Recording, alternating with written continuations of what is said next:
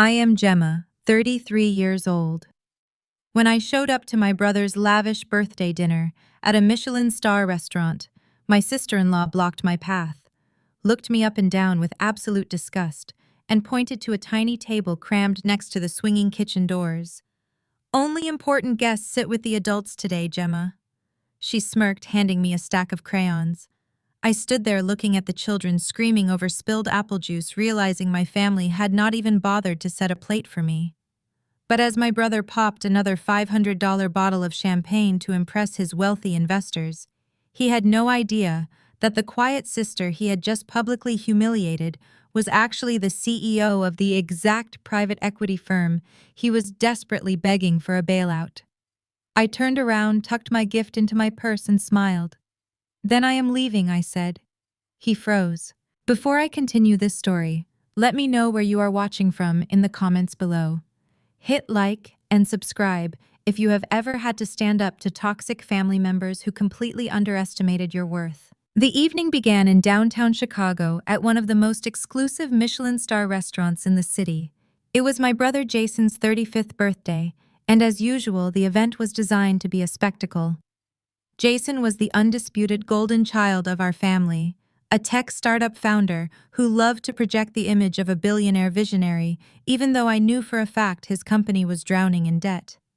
I arrived exactly on time, dressed in a simple but elegant tailored navy suit. I drove an unassuming sedan and wore minimal jewelry, a personal choice that always drew the ire of my status-obsessed parents, Thomas and Diane. To them, I was just Gemma, the quiet, boring administrative assistant who never quite measured up to Jason's flashy lifestyle. They had no idea that I was actually the founder and CEO of Vanguard Equity, a highly successful firm I had built from the ground up entirely on my own. I kept my professional life strictly separate from my toxic family to protect my peace. The restaurant was breathtaking, all crystal chandeliers, velvet seating, and low ambient lighting that screamed old money. I spotted my family's party near the floor-to-ceiling windows overlooking the city skyline. It was a massive, beautifully decorated table set for 12. Jason was already there, holding court in a custom Italian suit flanked by our beaming parents. As I approached the table with a wrapped gift in my hand, a solid investment check I had quietly prepared to help Jason out of his financial mess, my sister-in-law intercepted me. Naomi was a striking African-American woman who worked as a high-powered public relations director. She was fiercely ambitious, incredibly image-conscious, and had never bothered to hide her utter contempt for me. Tonight she was wearing a designer gown that easily cost more than my first car, her hair and makeup flawlessly executed. She stepped directly into my path, her eyes raking over my understated suit with undisguised disdain. "You are late," she stated coldly, though I was perfectly on time. "I am here to celebrate Jason," I replied calmly, trying to step past her. "Where should I sit?" Naomi shifted her weight, crossing her arms and blocking my way completely. "Actually, Gemma, there has been a slight change of plans. We had to make some seating adjustments." She gestured gracefully with one perfectly manicured hand toward the back of the dining room. "Your seat is over there." I followed her gaze. Tucked away in a dark corner right next to the noisy swinging doors of the kitchen was a small plastic-covered table. 4 toddlers were already sitting there, throwing pieces of bread and arguing loudly over a coloring book.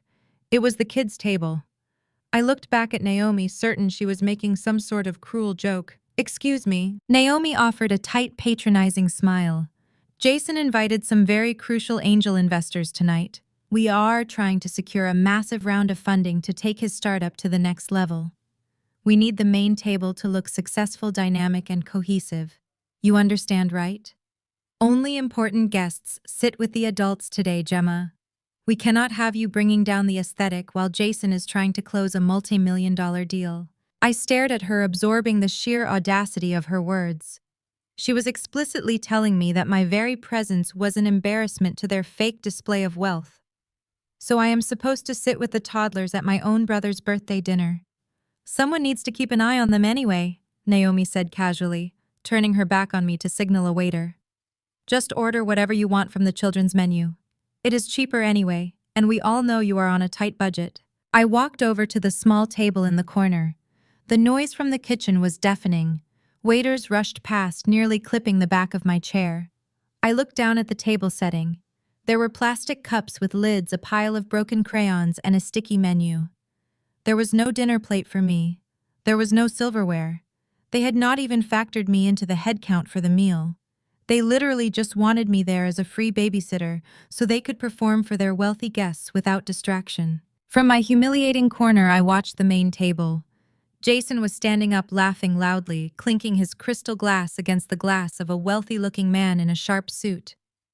My parents, Thomas and Diane, were nodding along to whatever the investor was saying, practically glowing with pride.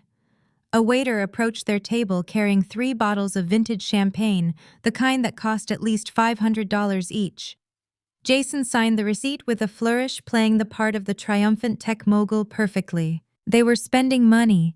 They did not have to impress people. They did not know all while treating their own blood like absolute garbage. I sat there for exactly 3 minutes, feeling the familiar weight of their lifelong disrespect pressing down on my shoulders. I remembered how they had drained my college fund to bail out Jason's first failed business venture years ago. I remembered working 80-hour weeks and eating cheap noodles to build Vanguard equity while they celebrated Jason's mediocre milestones. But I was not that helpless 22-year-old girl anymore. I was a 33-year-old woman who commanded boardrooms and managed billions of dollars in assets. I did not need to endure this disrespect for the sake of family harmony. I looked at the envelope in my hand. The check inside was meant to be a lifeline for Jason. I had noticed his company's desperate financial filings and wanted to help him quietly. I slid the envelope back into my purse. The sadness I expected to feel was entirely absent. Instead, a cold, sharp clarity washed over me. I stood up from the tiny plastic chair. I was not going to cry, and I was certainly not going to sit in a corner eating chicken nuggets while they paraded around pretending to be royalty.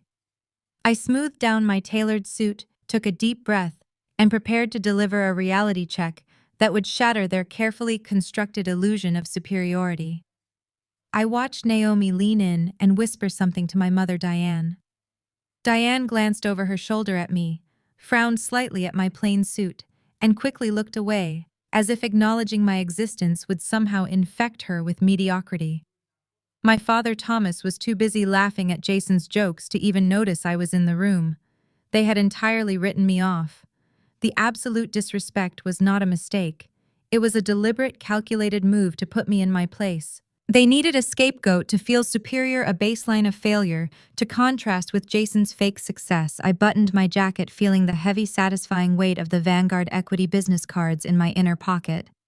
The time for shrinking myself to fit their toxic narrative was officially over. I walked directly toward the center of the dining room. My heels clicked against the polished hardwood floor, a steady rhythmic sound that cut through the soft ambient music playing overhead. I did not storm over. I did not rush. I walked with the deliberate, measured pace of a woman who knew exactly how much power she held. As I approached the main table, Jason was mid-sentence loudly boasting about his projected fourth-quarter earnings to a man wearing a custom suit and a watch that cost more than my parents' mortgage. The investor looked mildly amused, but Jason was sweating. I could see the desperate, frantic gleam in my brother's eyes. "Excuse me," I said. My voice was not loud, but it possessed a sharp, cutting clarity that brought Jason's grand speech to a sudden halt. The wealthy investor paused with his champagne flute halfway to his mouth. My father, Thomas, immediately stiffened, his face flushing with severe irritation. My mother, Diane, grabbed her cloth napkin and squeezed it tight, shooting me a glare that practically screamed at me to vanish. "Why is there no seat for me at my own family's table?" I asked, directing the question to my parents. Diane let out an exasperated sigh, the kind of heavy, dramatic exhale she reserved exclusively for me whenever I dared to ask for basic human decency. She leaned sideways, lowering her voice to a harsh, venomous whisper.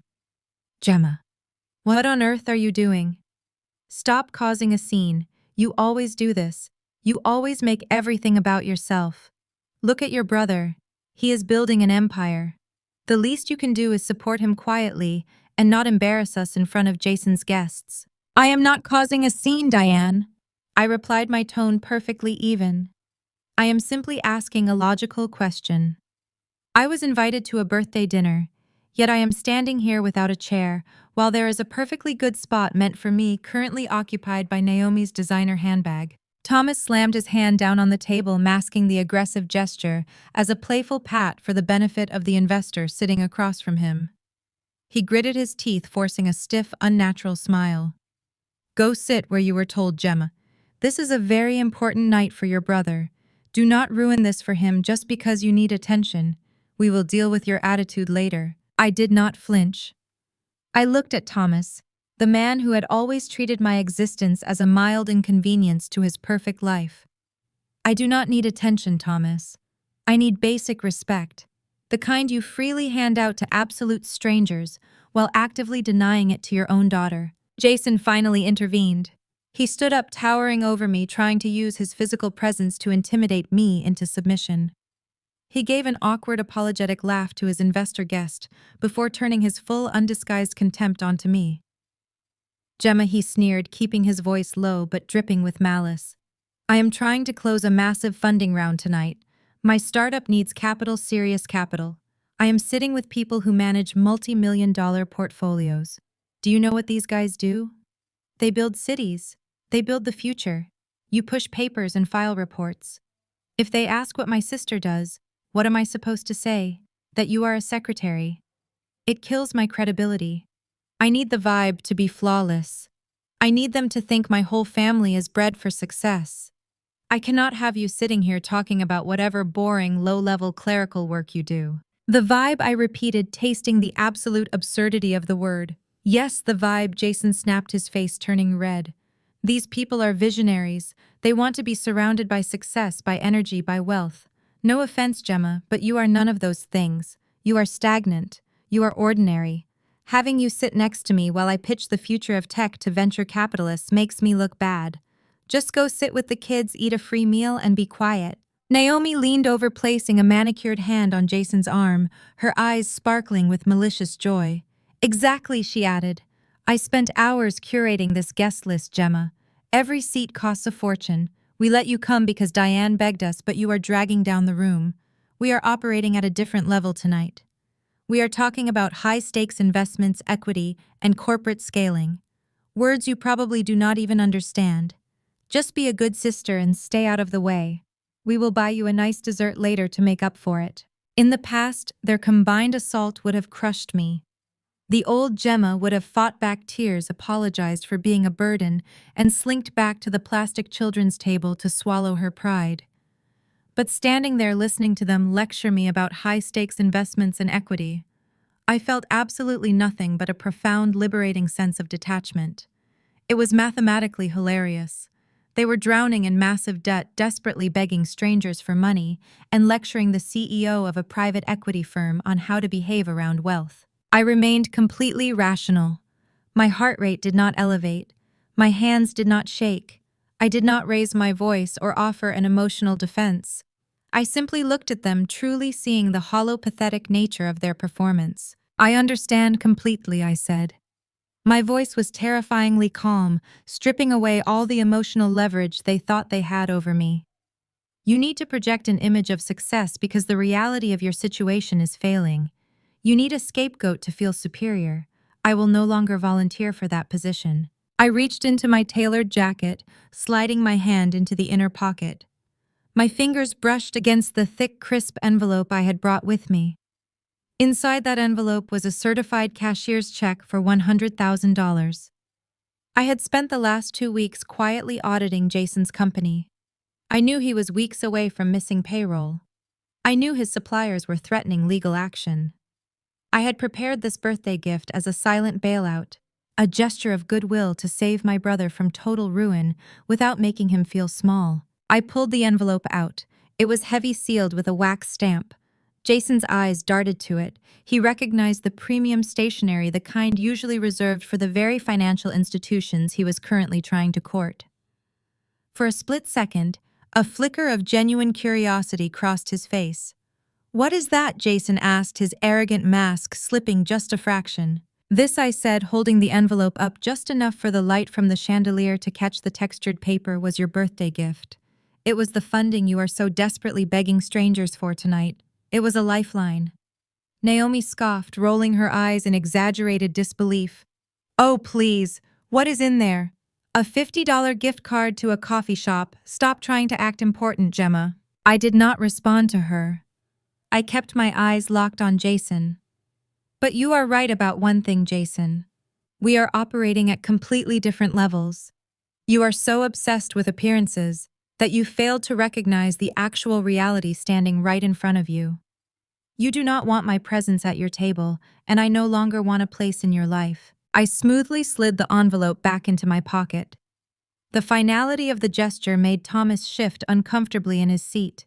He opened his mouth to scold me again, but I cut him off.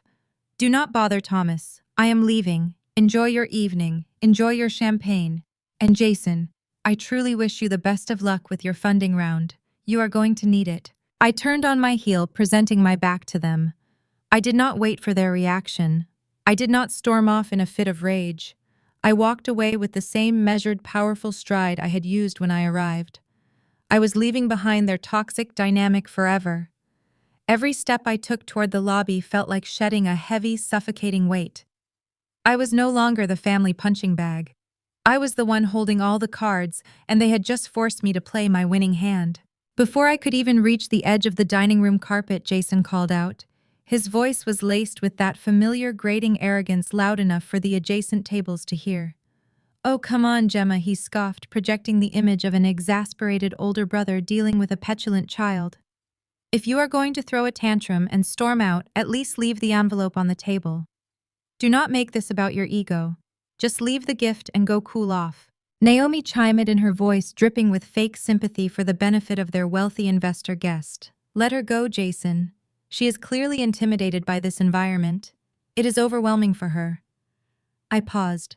I did not rush back, and I certainly did not raise my voice. I simply turned my head, locking eyes with my brother one last time. I let the silence stretch for a fraction of a second, ensuring every person at his table was paying absolute attention. You are right, Jason. I said, my words crisp and cutting through the ambient noise of the restaurant. I am not important enough for this table. I did not wait to watch his smug satisfaction settle in. I turned forward and resumed my walk towards the grand foyer. My posture was flawless.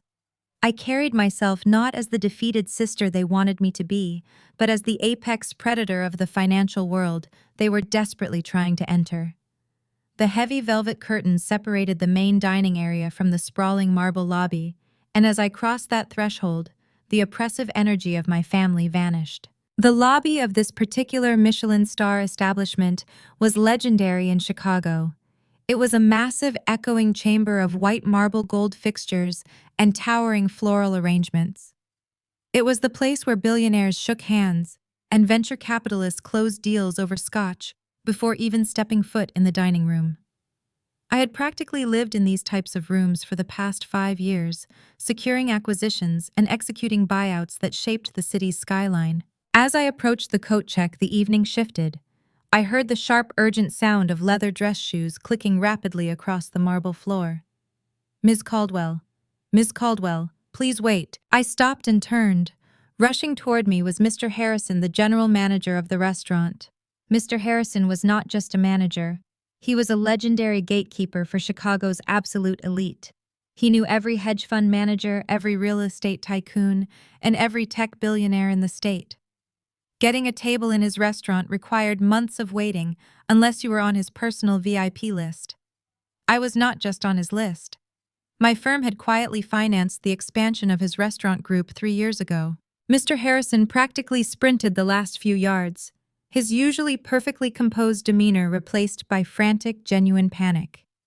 He bypassed the host stand entirely, coming to a dead stop in front of me and giving a deep, respectful bow. Ms. Caldwell, I am so incredibly sorry, Mr. Harrison announced. His voice was robust, carrying effortlessly across the marble lobby and echoing straight through the open velvet curtains into the main dining room. I just saw your name flagged in our system, but the reservation was booked under a different party. I had absolutely no idea the CEO of Vanguard Equity was dining with us tonight. The lobby went dead silent. The hostesses froze. A couple waiting for their table stopped whispering. And most importantly, the clinking of glasses at Jason's table abruptly ceased. Mr. Harrison did not lower his voice. He was in full damage control mode, eager to appease someone who managed billions in assets. This is completely unacceptable on my part. To have the founder of Vanguard Equity sitting in the general dining area is a catastrophic oversight by my staff. Please, Ms. Caldwell, allow me to rectify this immediately. The private tasting room in the wine cellar is open. We have the chef's special reserve ready. I will have your entire party move to the VIP suite right now entirely on the house. I stood perfectly still, letting his booming apology hang in the air. The words CEO of Vanguard Equity had echoed like a gunshot. I glanced past Mr. Harrison's shoulder. Through the parted velvet curtains, I had a clear line of sight to my family's table. The transformation was instantaneous and spectacular. Jason had half risen from his chair, his face entirely drained of color. He looked like all the air had been violently knocked out of his lungs. His jaw actually hung open. Naomi had dropped her phone on the table, her perfectly manicured hands frozen in midair, her eyes wide with a mixture of raw shock and sudden terrifying realization. Even my parents, Thomas and Diane, sat paralyzed, their expressions twisting from arrogant dismissal to utter bewilderment. Mr. Harrison looked horrified at my silence. Ms. Caldwell, please tell me my staff did not disrespect you. If anyone made you feel unwelcome, I will handle it personally. Vanguard Equity is our most esteemed corporate partner. Your staff was wonderful, I reassured him smoothly, making sure my voice carried into the dining room. The issue lies entirely with the hosts of that table. They informed me that my administrative work was too boring for their high-stakes environment. They needed the seats for people who actually build the future. Mr. Harrison blinked, utterly dumbfounded. He looked past me toward Jason's table, his expression shifting from apologetic to deeply offended. He looked at Jason, not as a valued customer, but as a foolish liability. Ms. Caldwell, that is the most absurd thing I have ever heard. You control more capital than anyone currently sitting in this building. But the most satisfying reaction belonged to the wealthy investor sitting across from my family. The man Jason had been trying to impress all night was now staring directly at me, his eyes wide with profound respect. He recognized my name. He recognized Vanguard Equity. He knew exactly who I was. And he now realized that the man begging him for a miserable seed round investment had just publicly humiliated the most powerful private equity player in the room. The investor suddenly stood up. He did not look at Jason. He did not look at my parents. He buttoned his suit jacket, picked up his briefcase, and completely ignored Jason's desperate, stammering attempts to get his attention. The investor walked directly toward the lobby, his eyes locked on me. The dominoes were not just falling. They were accelerating, and my family was standing right in the impact zone. The investor stopped right in front of me. Up close, I could see the sharp, calculating intelligence in his eyes. He extended a hand. Ms. Caldwell, he said, his voice carrying the calm, absolute authority of a man who dealt in millions before breakfast. My name is Richard Vance. I have followed your work with the tech sector acquisitions last quarter. Brilliant strategy. Absolutely brilliant. Thank you, Mr. Vance, I replied, shaking his hand firmly. It is always a pleasure to meet someone who truly understands the market. He cast a brief, disgusted glance back at the velvet curtains separating us from the dining room. I had a meeting scheduled with that table over there tonight. I was led to believe I was dealing with a competent visionary founder. Clearly, I was mistaken. Anyone who cannot recognize the value in their own boardroom, let alone their own family, is a terrible investment. He gave a curt, professional nod. I will have my assistant reach out to your office this week. Have a wonderful evening. He walked out the front doors, taking Jason's entire financial future with him. The sound of shattering glass echoed violently from the main dining room. I looked past the curtains. Jason had jumped up so fast he knocked his heavy oak chair backward, sending one of those $500 bottles of champagne crashing to the hardwood floor. It smashed, sending a spray of expensive alcohol and white foam across Naomi's designer gown. She shrieked, jumping away, but Jason did not even look at her. He scrambled. That was the only word for it. The confident, arrogant tech mogul was gone, replaced instantly by a desperate, panicked man. He shoved past a waiter, nearly slipping on the spilled champagne, and sprinted toward the lobby. Gemma, he yelled, his voice cracking loudly. Gemma, wait. He burst through the curtains. He was sweating profusely. His face was blotchy and pale, his eyes wide with a frantic, feverish terror. Naomi was right on his heels, clutching the stained fabric of her dress, her perfectly composed mask entirely shattered. Behind them in the dining room, Thomas and Diane had finally stood up frozen like statues, staring at me as if they were looking at a ghost. Jason skidded to a halt a few feet away from me. He was breathing heavily, his chest heaving under his custom suit. He looked at Mr. Harrison, then at me, desperately trying to process a reality that completely destroyed his worldview. "You," he stammered, pointing a shaking finger at me. "You are Vanguard Equity number. No, that is impossible. You are an admin. You file paperwork. You told Mom and Dad you do clerical work." "I never said I did clerical work, Jason," I corrected him smoothly. "I said I managed documents and oversaw operations. You and our parents simply assumed that meant I was an assistant because you could never fathom me being more successful than you. You needed me to be small so you could feel big. I just let you believe what you wanted to believe because correcting you was never worth my time." He ran a hand through his hair, messing up his perfect styling. He looked like he was about to physically vomit. The realization was hitting him like a freight train. For the past 6 months, he had been sending desperate emails, business plans, and pitch decks to Vanguard Equity. He had been begging my acquisition team for a bailout. He had been begging me. "Gemma, please," Jason choked out. His voice was a high, pathetic whine. He took a step closer, raising his hands in a pleading gesture. "You do not understand. My company, it is bleeding capital. The suppliers are threatening lawsuits. I am entirely leveraged. I was trying to get Richard Vance to lead a seed round tonight, but he just walked out. Vanguard is my last hope. I have a pitch meeting with your senior partners tomorrow morning. You have to help me. We are family." I looked at him.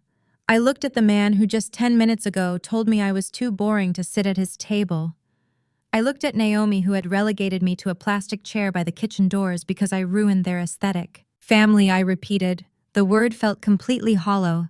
10 minutes ago you told me I dragged down your vibe. You told me I was stagnant and ordinary. Naomi said I belonged with the toddlers. You were perfectly happy to humiliate me when you thought I had nothing to offer. But now that you realize I hold the keys to your financial survival, suddenly we are blood again." Naomi pushed past Jason. Her voice was trembling, stripped of all its usual venom. "Gemma, please. We were joking. It was just a misunderstanding about the seating arrangement. We were stressed about the investor. You know how much pressure Jason is under. Do not do this. Do not mix business with a silly family argument." I turned my gaze to Naomi. The coldness in my eyes made her physically step back. "This is not a family argument, Naomi. This is a corporate assessment. And my assessment is that your husband is a fraudulent leader running a failing company, and you are an accomplice in burning through capital for the sake of appearances. I do not invest in liabilities." I turned back to Jason. He was shaking his head, tears actually pooling in his eyes. "Gemma, please. Just let me pitch tomorrow. Just look at the numbers. If Vanguard does not inject capital by Friday, I lose everything. The company, the house, the cars. Everything." I looked him dead in the eye. I held his desperate gaze for 3 agonizing seconds, letting him feel the absolute weight of his actions. "Yes, Jason," I said softly. "I know you have a pitch meeting scheduled with Vanguard Equity tomorrow morning, and I just canceled it." He let out a sound that was half gasp, half sob. His knees visibly buckled, and Naomi had to grab his arm to keep him from collapsing onto the marble floor. Through the curtains, I saw my mother cover her mouth in horror, finally understanding the magnitude of what had just happened. Mr. Harrison stood silently to the side, watching the execution with professional awe. I turned to him, retrieving a crisp $100 bill from my purse and placing it in his hand. "Thank you for the offer of the VIP suite, Mr. Harrison," I said, projecting complete calm. "But I have suddenly lost my appetite. Please ensure my family settles their bill before they leave. I have a feeling their credit cards might start declining very soon." I did not wait for a response. I turned my back on them and walked out the heavy brass doors of the restaurant.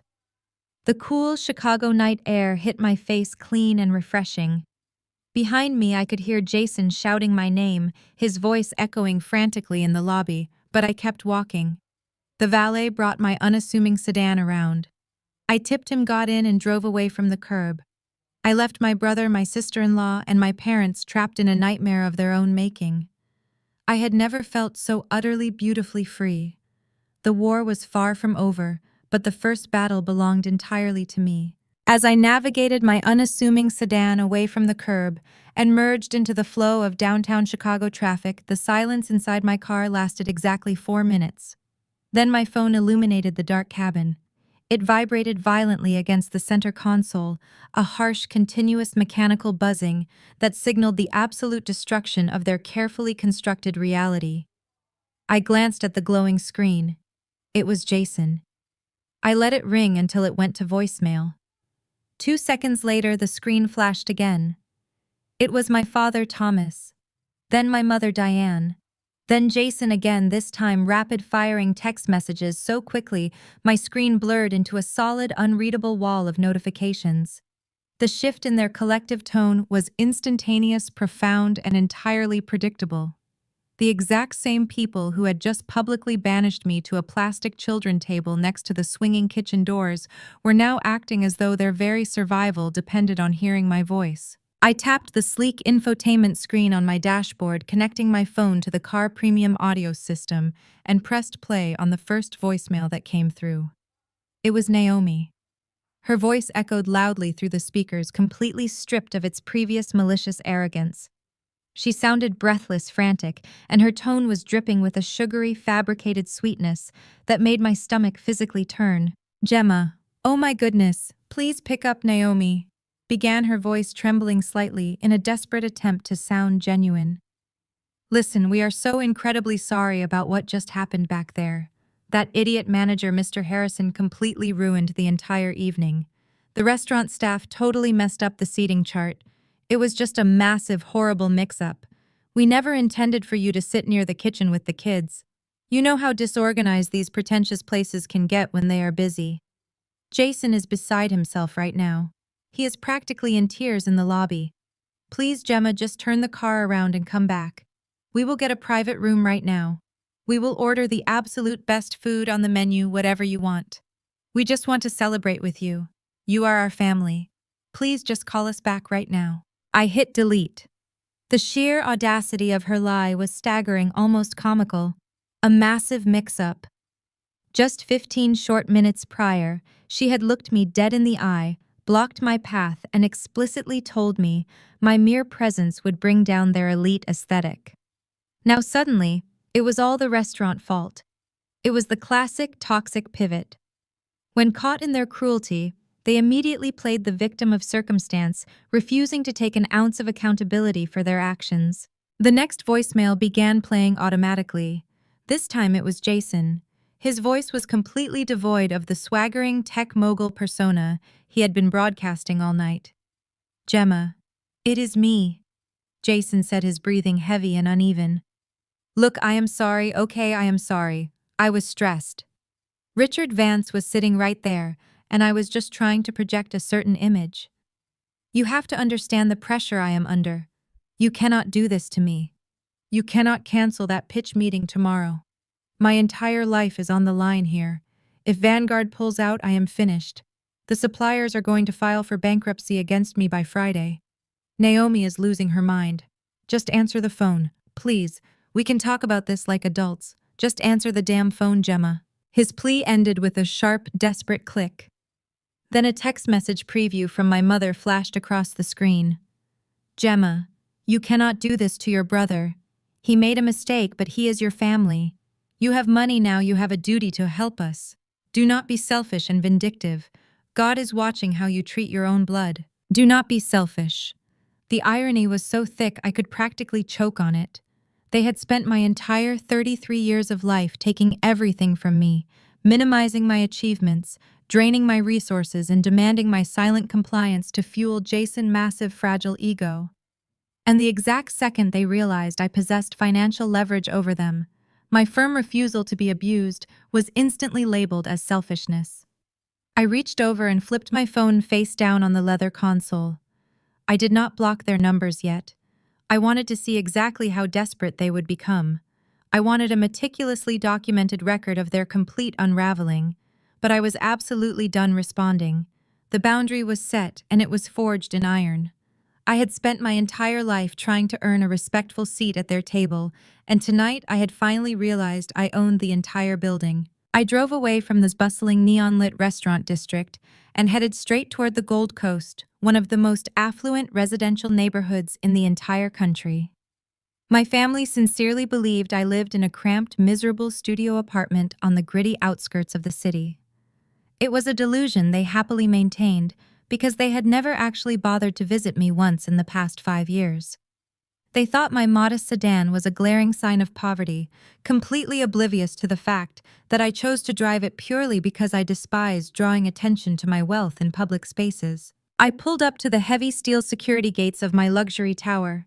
The guard waved me into the subterranean garage. I bypassed rows of expensive sports cars parking in my private spot. The secured elevator carried me up 40 floors in perfect silence, opening directly into my 4,000-square-foot penthouse. The contrast was breathtaking. Floor-to-ceiling windows offered a panoramic view of Lake Michigan, moonlight washing over my imported furniture and curated art. There was no screaming, no fake posturing, and absolutely no unnecessary family drama. I smiled. I poured myself a glass of cold mineral water from the kitchen island, enjoying the absolute pristine tranquility of my massive penthouse. But my phone resting on the sleek marble counter refused to stay dark.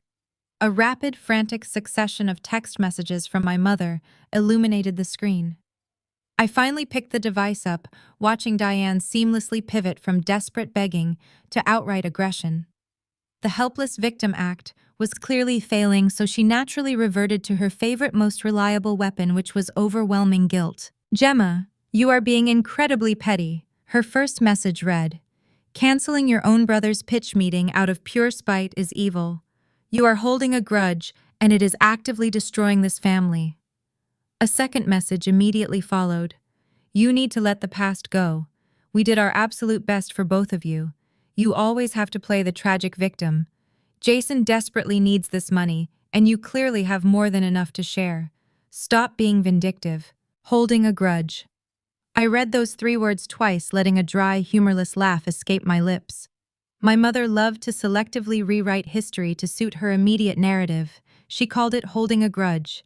I called it a permanent, expensive lesson in survival. My mind violently snapped back to a rainy Tuesday afternoon, exactly 12 years ago. I was 21 years old, standing in the cramped, poorly lit financial aid office of my state university, holding a massive tuition bill I suddenly could not pay. The financial advisor, a tired older man with thick glasses, looked at me with profound pity as he explained the devastating reality. The $50,000 college fund my late grandparents had carefully set up for my future was completely gone. The account had been systematically drained over the course of 3 short months.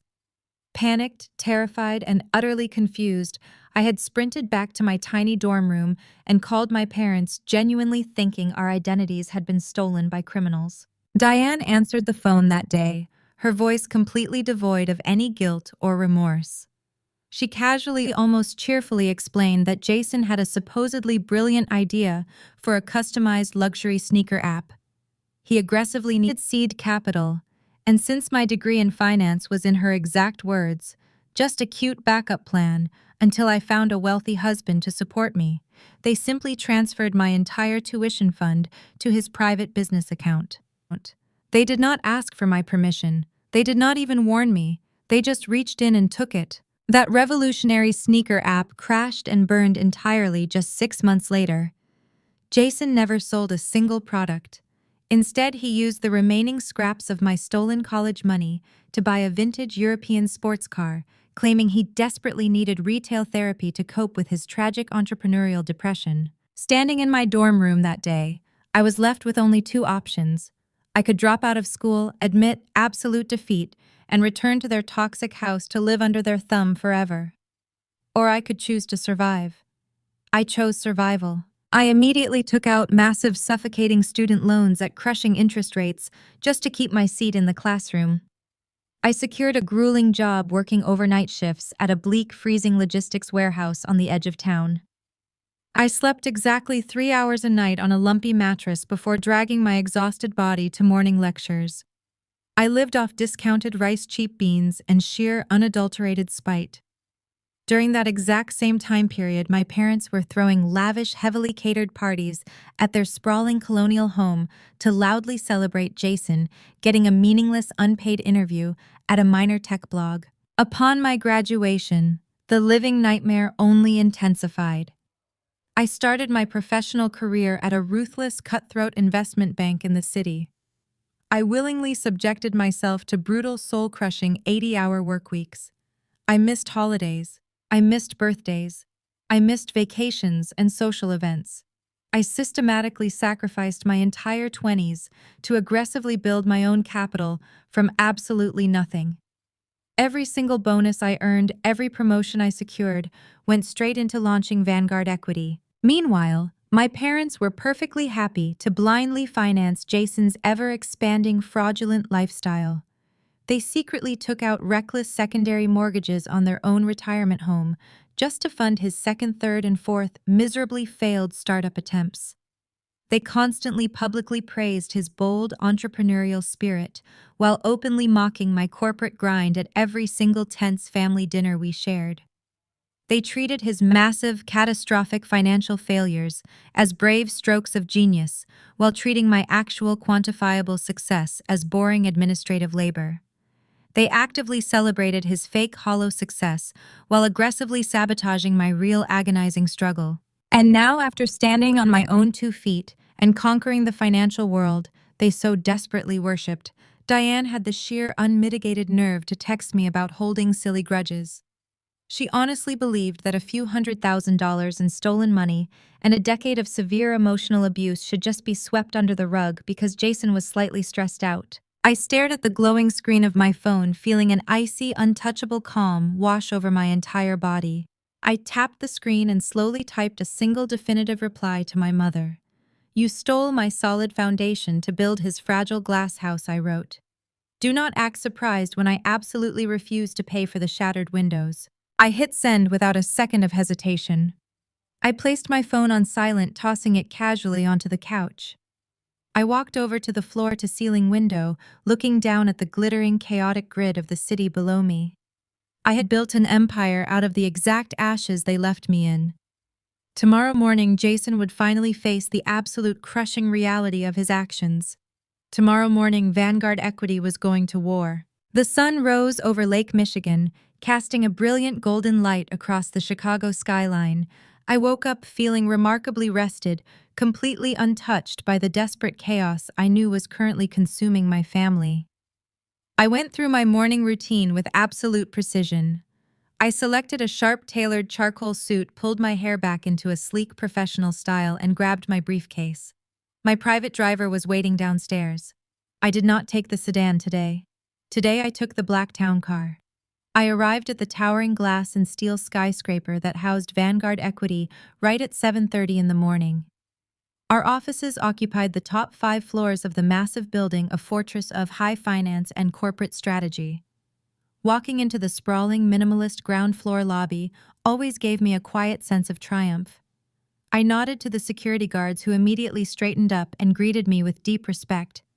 The marble floors gleamed under the recessed lighting. It was a beautiful sanctuary of total order and control. But as I approached the private executive elevators, a loud, chaotic disturbance shattered the pristine quiet of the morning. High-pitched, frantic voices echoed from the main entrance. I stopped, turning around just in time to see Jason, Naomi, and my mother Diane shoving their way past the main concierge desk. The head of building security was already moving to intercept them, his hand resting on his radio. Jason looked absolutely atrocious. His custom suit from the night before was heavily wrinkled, his tie was missing, and dark, exhausted bags hung heavily under his bloodshot eyes. He looked like a man who had not slept a single second, a man who had spent the entire night watching his fake empire crumble into dust. Naomi was aggressively clutching a massive, oversized designer handbag, her face tight and furious. Diane was trailing right behind them, aggressively pointing her finger at the security guards and loudly demanding they step aside. Ms. Caldwell, the head of security, said, stepping firmly between my family and me. Do you know these individuals? They completely bypass the guest registry and are refusing to present proper identification. Before I could even answer, Jason lunged forward, his voice cracking with a desperate, unhinged energy. Gemma, tell these rent-a-cops to back off right now. We are your family. We need to talk to you immediately. I looked at the security guard and offered a small, calm nod. It is fine, Marcus. They are with me. You can step down. Marcus instantly stepped back, though he kept a very close, watchful eye on Jason and his erratic movements. I crossed my arms, maintaining a strict physical distance. You have exactly 2 minutes to explain why you are screaming in the lobby of my corporate headquarters, I stated coldly. Jason did not waste a single second. He aggressively stepped into my personal space, holding out his hand with an entitled, demanding expectation. Give me the check, Gemma. I know you still have it. You showed it to me last night. $100,000. I need you to sign it over to my holding company right now. My primary supplier just sent a final default notice at 6 this morning. If I do not wire them massive capital by noon, they are locking me out of my own servers. Give me the envelope and we can forget everything that happened at the restaurant. He actually believed he was in a position to negotiate. He honestly thought he could demand my money while simultaneously granting me a supposed pardon for the events of the previous evening. The sheer blinding arrogance of his delusion was staggering. I do not owe you a single cent, Jason. I replied, my voice completely devoid of emotion. And I certainly do not negotiate with desperate men screaming in public lobbies. You missed your chance at funding when you shoved me to the kids' table. That was when Diane decided to deploy her ultimate emotional weapon. She stepped in front of Jason, physically pushing him back, and completely changed her entire demeanor. The aggressive, demanding mother vanished. In her place stood a fragile, deeply wounded woman, her eyes welling up with perfectly manufactured tears. Gemma, please, Diane pleaded, reaching out and gently touching my arm. I sharply pulled back. Diane sniffled, pretending to be deeply hurt by my rejection. You have to stop this cruel game. I know you are still angry about the past, but family must stick together. We are blood. Blood is thicker than money, Gemma. You are punishing your brother for tiny mistakes he made when he was young and foolish. You have built this massive, beautiful company. You are so successful.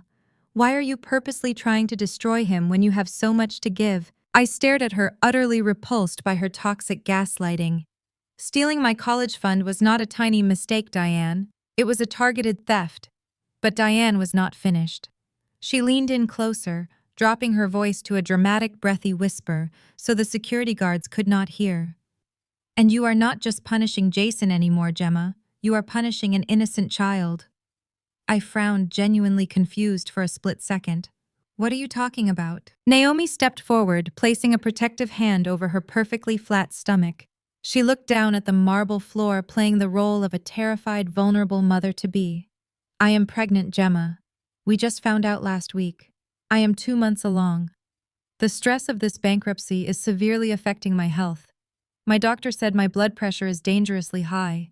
If Jason loses the company, we lose our health insurance. We lose our home. Do you really want your niece or nephew to be born into poverty? Are you really that heartless? I looked at Naomi and her fake performance. I stared directly at her stomach, then slowly moved my gaze up to meet her eyes. I searched her face for even a fraction of a second of genuine maternal fear, but all I saw was a desperate, calculating panic. I knew instantly it was a massive, disgusting lie. Naomi drank 3 large glasses of vintage champagne last night at the restaurant. Pregnant women do not casually guzzle $500 bottles of alcohol just to impress venture capitalists. They were actively using a fake, non-existent unborn child to emotionally extort me into writing a check. The absolute depravity of their manipulation instantly destroyed whatever tiny shred of sympathy I had left hidden inside my heart. I did not scream. I did not accuse her of lying right there in the open lobby. Instead, I simply smiled, a very thin, perfectly polite corporate smile. I turned my body toward the private elevators and gestured for them to follow me inside the secure access doors. If you want to talk about family and finances, I said smoothly, then follow me upstairs. Let us take a very close look at the real numbers. The glass doors of the private elevator slid silently shut, sealing the four of us inside the wood-paneled cab. As the elevator ascended rapidly to the executive penthouse level of Vanguard Equity, the tension in the enclosed space was suffocating. Jason stood perfectly still, his eyes locked on the digital floor indicator, desperately trying to maintain his crumbling facade of control. Naomi stood close to him, playing the part of the fragile, expectant mother. Diane stood right behind me, radiating a smug, triumphant energy, honestly believing her pathetic fake crying had worked. The heavy brass doors opened into the breathtaking primary reception area of my firm. The entire massive floor was completely encased in thick floor-to-ceiling glass.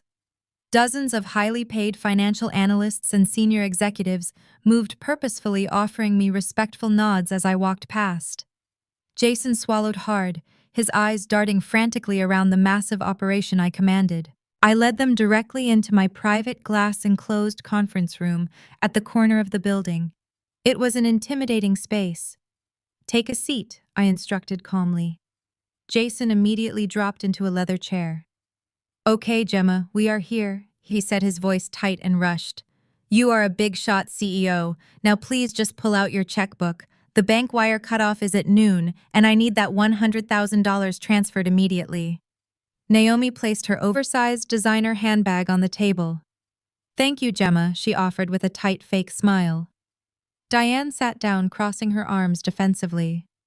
"You are doing the right thing," she added with absolute dripping condescension. I stood at the very head of the cold marble table. I did not reach for a checkbook. Instead, I reached into my bag and pulled out 3 thick, heavy black folders. I tossed them onto the marble in front of Jason, Naomi, and Diane. The folders landed with a heavy, dull thud. "What is this?" Jason demanded. "Where is the check?" "That is the exact reason you are never getting a penny from Vanguard Equity," I stated coldly. "Open it." Jason hesitated for a long, agonizing moment before flipping the heavy cover open. Naomi leaned over his shoulder, scanning the first page. Diane slowly opened hers, completely confused by the financial spreadsheets. "When you constantly begged my firm for a massive bailout investment over the past 6 months, you triggered an automatic internal protocol," I explained smoothly, pacing slowly behind my chair. "Vanguard Equity does not just hand out capital to anyone who asks nicely. We deploy a highly aggressive, specialized team of forensic accountants to conduct a deep, rigorous audit of any company requesting our funds. We look at every single bank statement. We look at every single wire transfer. We verify every single asset down to the last penny." Jason's face instantly drained of all color. "You audited my internal servers," he choked out, sheer panic, replacing his arrogant facade. "I audited everything, Jason," I replied. "And what my forensic analyst discovered was fascinating. You spent the last 3 years parading around Chicago acting like a brilliant tech visionary. But according to page 4 of that dossier, your company does not actually own a single piece of intellectual property.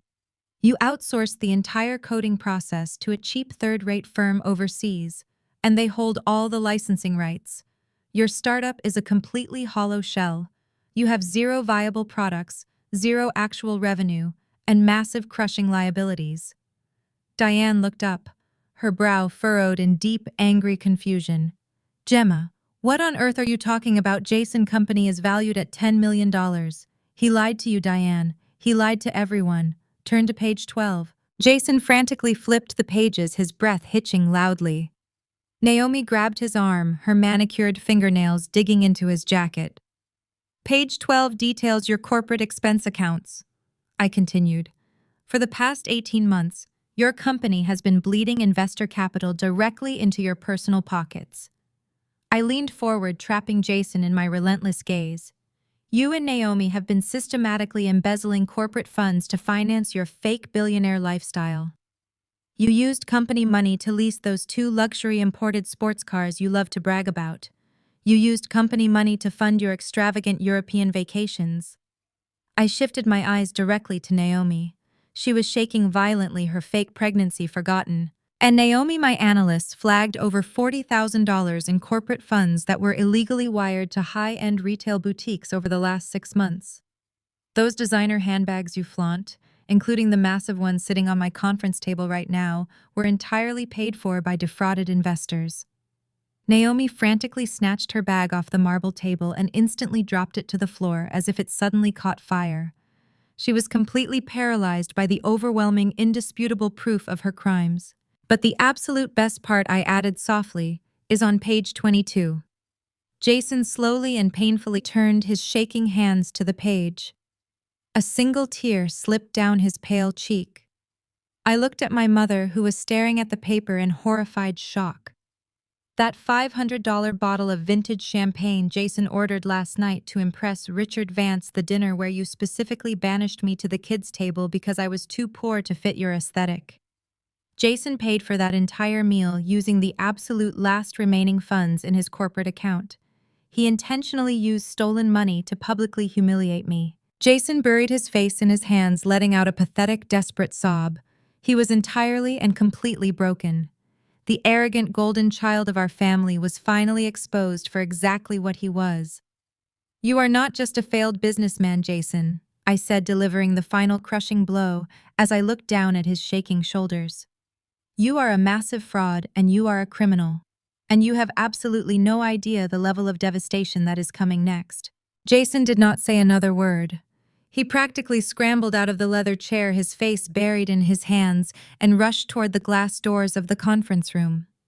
Diane followed closely behind him, her face completely pale, entirely silent for the first time in my entire life. Naomi was the last to leave. She did not look broken. She looked cornered.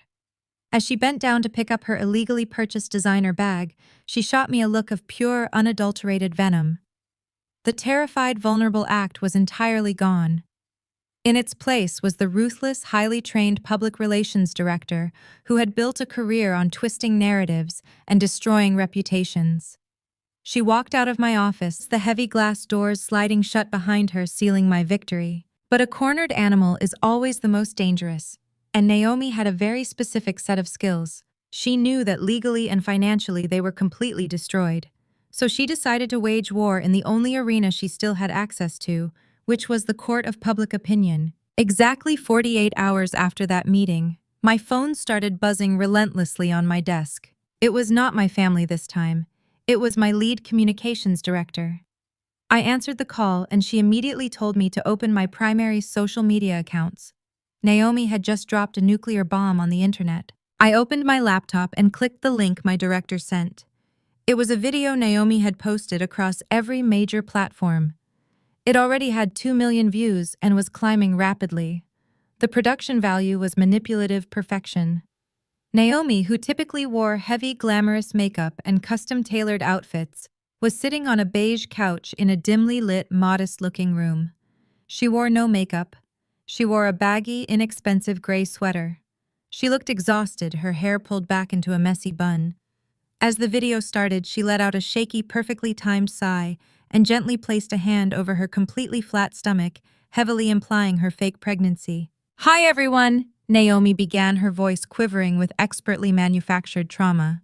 "I never thought I would have to make a video like this, but my family is being completely destroyed by someone with unimaginable wealth and zero humanity, and I have nowhere else to turn." I sat back in my chair, resting my chin on my hand, watching her perform. It was a masterclass in psychological manipulation. Naomi stared directly into the camera lens, letting a single dramatic tear roll down her cheek. She completely omitted the massive embezzlement, the failing startup, and the stolen college funds. Instead, she spun a terrifying fairy tale.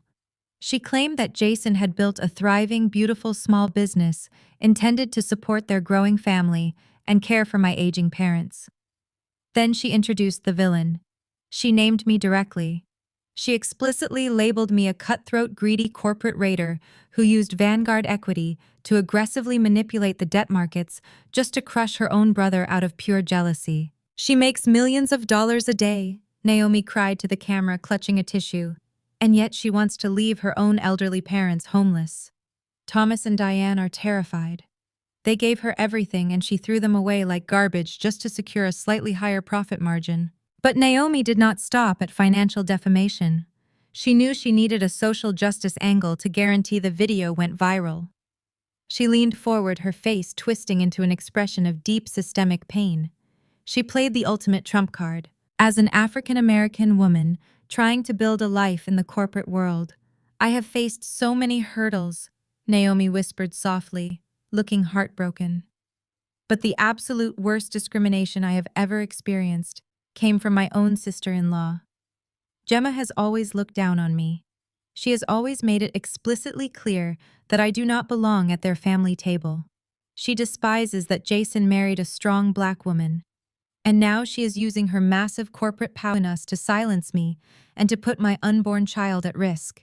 The video ended with Naomi burying her face in her hands, sobbing uncontrollably while begging the internet for prayers and support. The fallout was instantaneous and explosive. Naomi had successfully weaponized the internet. She had perfectly combined every single trigger point the public loved to rage about: corporate greed, elder abuse, and racial discrimination. The comments section was a bloodbath of blind outrage. People were tagging Vanguard Equity, demanding I be investigated. Strangers were calling for my immediate resignation. Influencers were making reaction videos analyzing Naomi body language and declaring her a brave survivor of corporate abuse. My parents had completely backed her up, appearing in a short follow-up clip, looking old, frail, and devastated. My communications director was talking rapidly through the phone, outlining emergency press releases and crisis management strategies. She wanted to issue an immediate public denial. She wanted to threaten legal action for defamation. She was in full panic mode, terrified that this viral smear campaign would severely impact our current acquisitions and scare off our institutional investors. I did not panic. I watched the video a second time, analyzing every single word Naomi said. I looked at the specific phrasing she used to accuse me of financial crimes. I looked at the explicit claims she made about Vanguard Equity operations. Cancel the emergency press release. I told my communications director, my voice perfectly calm and steady. There was a stunned silence on the other end of the line. But Gemma, she said, her voice frantic, this is trending #1 nationwide. They are calling you a racist corporate vulture. If we do not control this narrative right now, the board is going to step in. I closed my laptop with a soft, decisive click. Let them talk, I said. Naomi thinks she is playing a game of public relations. But she just publicly accused a heavily regulated financial institution of targeted market manipulation and predatory lending. She did not just defame me personally, she defamed the corporation. I smiled, feeling a cold, dark sense of satisfaction wash over me. Naomi had just handed me the exact weapon I needed to destroy them permanently. She thought a viral video would force me to surrender. She had no idea she had just walked directly into a massive, inescapable legal trap. Let the internet scream for another day, I ordered. Do not release a single statement. Let Naomi feel like she has won. I hung up the phone. The smear campaign was vicious and the public hatred was intense, but it was entirely based on verifiable lies. I stood up and walked over to the floor-to-ceiling window overlooking the city. My family wanted a public spectacle. They wanted to drag my name through the mud and force me to write a check to make the pain stop. They severely underestimated my tolerance for pain. I was not going to fight them on social media. I picked up my phone again, dialed my lead corporate attorney, and told him to begin drafting the most aggressive corporate defamation lawsuit in the history of Chicago. Within 24 hours of Naomi posting her highly fabricated video, the digital wildfire breached the heavy walls of my personal life. I had instructed my legal team to prepare the corporate defamation lawsuit in complete silence, but the internet does not wait for the justice system. The court of public opinion moves at the absolute speed of a fiber optic connection, and it was aggressively out for blood. My private email inbox, a heavily guarded address known only to close colleagues and trusted associates, became an absolute cesspool of hatred. The flying monkeys arrived exactly on schedule. Extended family members who had not bothered to speak to me in over a decade suddenly felt deeply entitled to aggressively critique my morality. Aunt Sarah, who had conveniently ignored my existence since I was a teenager, sent a massive block of text calling me a disgusting disgrace to the Caldwell family name. She violently accused me of being poisoned by wealth and corporate greed. My cousin Mark, who was currently unemployed and living in his mother's basement, sent me a frantic voice note screaming that I was a classist snob who deserved to be completely isolated and ruined. But the estranged family members were just the first pathetic wave. The social media algorithm had violently pushed Naomi's tearful performance to millions of completely uninformed strangers, and they eagerly joined the digital mob. My corporate voicemail was rapidly flooded with violent, unhinged threats from anonymous callers. They loudly demanded I empty my bank accounts and give everything I owned to my poor, oppressed sister-in-law. They called me a corporate vulture. They called me a heartless monster. The sheer overwhelming volume of vitriol was staggering. It was a massive, highly coordinated attempt to psychologically break me into complete submission. Naomi and Jason knew the internet outrage would eventually fade if they did not keep feeding it, so they deliberately kept pouring gasoline on the fire. 2 days later, my parents escalated the smear campaign to a much more damaging level. Thomas and Diane appeared as guest victims on a highly popular local Chicago podcast, known exclusively for sensationalizing family trauma and manufacturing outrage. The host, a loud, opportunistic man who thrived on digital conflict, gave them an entire hour of completely unedited airtime to destroy my reputation. I sat in my secure glass office and listened to the audio broadcast with absolute cold detachment. My mother sounded incredibly weak and fragile. She practically sobbed into the studio microphone, spinning a horrifying false narrative about how they had sacrificed absolutely everything to give me a perfect childhood, only for me to abandon them the exact second I made my first $1 million. She completely neglected to mention the stolen college funds or the decades of severe emotional abuse. Then my father took the microphone. Thomas played the role of the exhausted, heartbroken patriarch perfectly. He sighed heavily, claiming his only wish before he died was to see his divided family united. He told the host that his cruel daughter firmly refused to save her own brother from utter financial ruin over a tiny, meaningless seating misunderstanding at a birthday dinner. He painted Jason as a brilliant, struggling entrepreneur who was simply being bullied and crushed by my massive corporate machine. It was a spectacular, horrifying performance. The podcast episode went viral instantly, generating hundreds of thousands of angry comments and aggressive shares. The social pressure was heavily designed to be absolutely suffocating, and for the very first time since this war began, it actually started to threaten the foundation of Vanguard equity. The real crisis hit at exactly 2 in the afternoon on a Thursday. My executive assistant buzzed my intercom, her voice tight with genuine professional panic. "Mr. Sterling is on line 1, she announced quickly. "He insists on speaking with you immediately." I closed my eyes for a fraction of a second. Arthur Sterling was the head of a massive state pension fund. He was our largest institutional investor, strictly controlling hundreds of millions of dollars in assets that Vanguard Equity managed. He was also a deeply conservative, old-school businessman who absolutely despised negative public relations. I picked up the heavy phone receiver. "Good afternoon, Arthur," I said smoothly. "Gemma, what on earth is going on over there?" Arthur demanded. His voice was sharp and entirely unforgiving. "I have senior board members forwarding me viral videos of your sister-in-law sobbing about being evicted. I have important politicians sending me podcast clips of your parents accusing you of severe elder abuse. We gave you our capital because Vanguard Equity represents stability and total discretion. This absolute media circus is the exact opposite of discretion." "Arthur, the claims being made in those online videos are entirely fabricated," I replied, maintaining a calm, highly authoritative tone. "It is a desperate extortion attempt by a failing business owner, who unfortunately happens to be my brother. My corporate legal team is already handling the situation aggressively." Arthur let out a harsh, heavily frustrated breath. "I do not care about the truth, Gemma. I care entirely about the optics. My board does not want their massive pension funds managed by someone trending on social media for destroying her own family.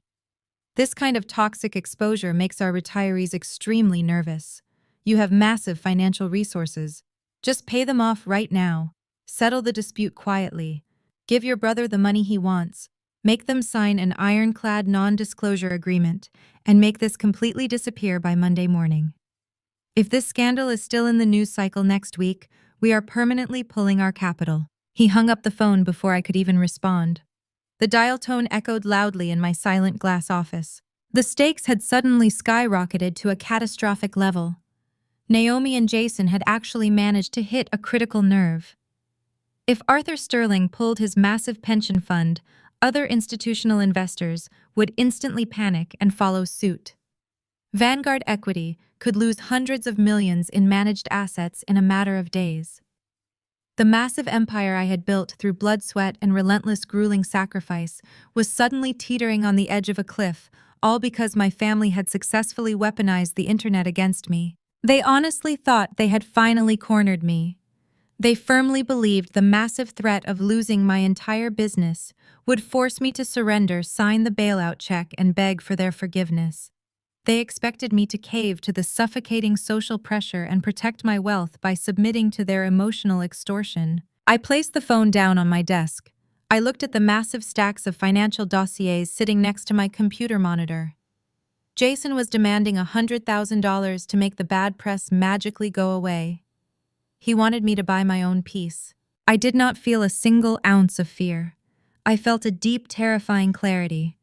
I was not going to negotiate with digital terrorists, and I was absolutely not going to pay my lifelong abusers for the privilege of being left alone. If Arthur Sterling wanted to pull his capital because he was afraid of a fake viral video that was his own massive weakness, I firmly refused to let my toxic family hold my company hostage for ransom. I picked up my secure private phone. I bypassed my corporate attorneys and dialed a very specific direct number. It was time to completely stop playing defense. It was time to show Jason, Naomi, and my parents exactly what happens when you try to aggressively burn down the house of the person who actually owns the deed. I was going to rip the entire foundation out from under them in absolute devastating silence. The phone rang exactly twice before a gruff, familiar voice answered on the other end of the line. I gave my private investigator Silas a very simple, highly lucrative directive. I needed every single hidden offshore account, deleted text message, and encrypted file. Jason and Naomi thought they had successfully buried. Silas did not ask questions. He simply named his exorbitant price and promised absolute results within the hour. I hung up the phone, feeling a cold, razor-sharp focus replace the temporary irritation caused by Arthur Sterling and his panicked pension fund board. I walked back to my desk, my heels clicking sharply against the polished hardwood floor, ready to finalize the corporate defamation lawsuit with my legal team. But before I could even touch my intercom, a single sharp notification chimed from my secondary monitor. It was not a corporate alert. It was a message arriving in my highly restricted, heavily encrypted personal email inbox. The sender address was a scrambled proxy, but the subject line was blatantly obvious. It simply read, "A final offer for peace." I clicked open the message, my eyes scanning the text. It was from Jason. Clearly, the viral success of Naomi and her fabricated tears had completely inflated his massive delusional ego. He firmly believed the immense social pressure and the very real threat to Vanguard Equity had finally broken my resolve. He thought he possessed the ultimate leverage, and he was ready to cash in his chips. The email was not a plea for a familial truce. It was a cold, calculated, legally disastrous extortion demand. Jason completely abandoned the previous request for $100,000 to save his failing startup. The viral internet fame had made them incredibly greedy. He stated in very clear, unambiguous language that the price for my public redemption had skyrocketed. He demanded a direct, untraceable wire transfer of exactly $500,000 to a newly established offshore holding account. The email explicitly broke down the ridiculous justification for the massive price increase. Jason arrogantly typed that the original $100,000 was still required to satisfy his immediate corporate debts. The remaining $400,000, however, was classified as mandatory compensation for severe emotional distress. He claimed the money was necessary to ensure Naomi had a completely stress-free environment for her entirely fabricated pregnancy. He even had the absolute audacity to include a small line item for my parents, stating that a portion of the funds would go toward buying Thomas and Diane a luxury retirement condo in Florida, effectively rewarding them for their vicious podcast performance. It was a complete, unapologetic shakedown. They were demanding I finance their fraudulent lifestyle, their fake medical emergencies, and their luxurious retirement, all under the immediate threat of total corporate sabotage. If the $500,000 cleared the account, Naomi would immediately remove the viral video from all platforms. She would then publish a carefully scripted public apology, claiming her pregnancy hormones and severe emotional distress had caused her to violently misunderstand a minor financial disagreement. Furthermore, my parents would return to the aggressive local podcast and completely retract their statements, telling the world that their loving daughter had generously stepped in to save the family. They would clear my name entirely, restoring the pristine reputation of Vanguard Equity and securing my institutional investors. But the final paragraph of the email was the most revealing. Jason gave me exactly 24 hours to comply. If the money was not in the account by noon the following day, Naomi would release a second, much more damaging video. This time, she would include heavily doctored financial documents provided by Jason falsely, showing that Vanguard Equity was actively engaged in massive predatory lending against minority-owned small businesses across the United States. He threatened to trigger a full federal investigation that would tie my firm up in brutal litigation for years, permanently destroying my entire corporate empire. I sat in my silent glass office, staring at the glowing monitor, absolutely mesmerized by the sheer unadulterated stupidity of my brother. Jason was not a criminal mastermind. He was a desperate failing amateur who had spent his entire life being fiercely protected and coddled by our mother. He had never faced a single real consequence for his actions. He honestly believed he was executing a flawless high-stakes power play. He thought he was backing a desperate, terrified woman into an inescapable corner. He completely failed to realize that he had just committed a massive federal crime, and he had stupidly documented the entire felony in writing. Extortion, blackmail, interstate wire fraud. He had seamlessly wrapped multiple massive federal offenses into a single beautifully formatted email. By threatening a heavily regulated financial institution with fabricated documents designed to trigger a federal investigation, he had crossed a terrifying legal line. The authorities do not look kindly on individuals attempting to manipulate the financial markets through targeted fraudulent blackmail. I read the message a second time, a genuine slow smile spreading across my face. It was the first time I had genuinely smiled since that disastrous birthday dinner at the Michelin star restaurant. My toxic family had spent my entire life manipulating the narrative, whispering lies in the shadows, and gaslighting me into believing I was always the problem. But now, driven by sheer greed and a completely false sense of internet invincibility, Jason had finally put the instrument of his own absolute destruction into writing. I did not reply to the email. I did not acknowledge his ridiculous ultimatum. Engaging with an extortionist only validates their perceived power, and Jason had absolutely zero power over me. I reached over and pressed a button on my desk console, instantly bringing my lead corporate attorney, David, onto a highly secure line. David, I said, my voice perfectly steady and cold. I am forwarding you an encrypted email from Jason right now. Do not respond to it, just read it carefully. I heard the soft clicking of a keyboard through the speaker as David opened the file. There was a long, heavy silence that stretched for nearly 30 seconds. When David finally spoke, his highly professional, always calm voice carried a distinct trace of absolute shock. Gemma, David said slowly, this is a direct, undeniable demand for capital under the explicit threat of corporate sabotage and public defamation. He is threatening to fabricate financial documents to trigger a federal audit unless you wire $500,000 to an offshore proxy. That is exactly how I read it, I replied smoothly. This goes vastly beyond a simple civil defamation lawsuit. Gemma. David continued, his tone turning incredibly serious. This is federal extortion. If I hand this single document over to our contacts at the Bureau, Jason will not just be bankrupt. He will be facing severe federal prison time. Are you entirely certain you want to cross this specific bridge? Because once I initiate this process, you cannot pull it back to protect your family. I stood up from my desk and walked over to the floor-to-ceiling window. I looked out over the sprawling Chicago skyline, the massive city where I had built my entire empire from the ground up. I thought about the decades of emotional abuse, the stolen college funds, the relentless gaslighting, and the vicious viral smear campaign currently trying to tear my life apart. They had demanded a dramatic escalating war, and they had specifically targeted my business to force my surrender. I am not protecting them anymore, David. I stated, my voice echoing with absolute unshakable finality. Lock down the IP address. Verify the offshore account routing numbers. Package this email with the forensic audit of his failing company and the proof of his massive embezzlement. Prepare the final kill shot. I want all of it handed directly to federal authorities by the end of the day. Understood, David replied, entirely abandoning his previous hesitation. Consider it done. I ended the call. The countdown had officially started.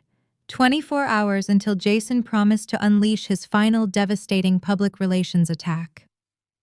24 hours until my panicked institutional investors expected a quiet, compliant resolution. But they were all going to be massively, catastrophically disappointed. I was not going to pay my abusers a single dime, and I was certainly not going to wait for their artificial deadline. I was going to completely dismantle their lives before the sun even rose on their ultimatum. The 24-hour countdown initiated by Jason hung in the air of my office like a foul odor. I did not dignify his massive extortion attempt with a single keystroke of a response. Engaging with digital terrorists only provides them with the dangerous illusion that they have successfully captured your attention.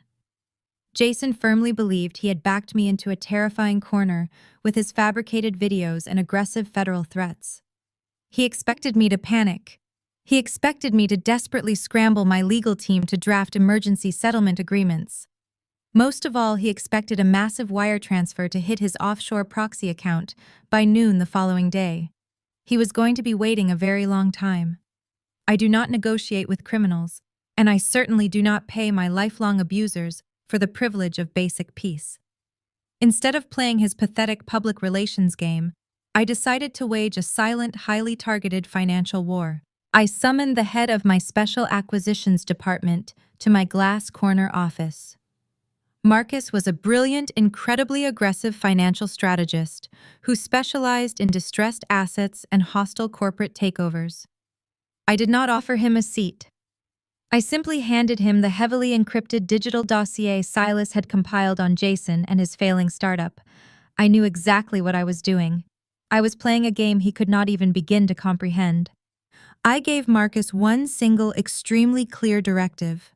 I wanted Vanguard Equity to immediately identify target and acquire every single piece of outstanding debt associated with my brother. I did not care about the premium we had to pay to secure the contracts. I wanted total and complete ownership of his financial existence before the sun set. Marcus immediately deployed a highly specialized team of forensic debt buyers.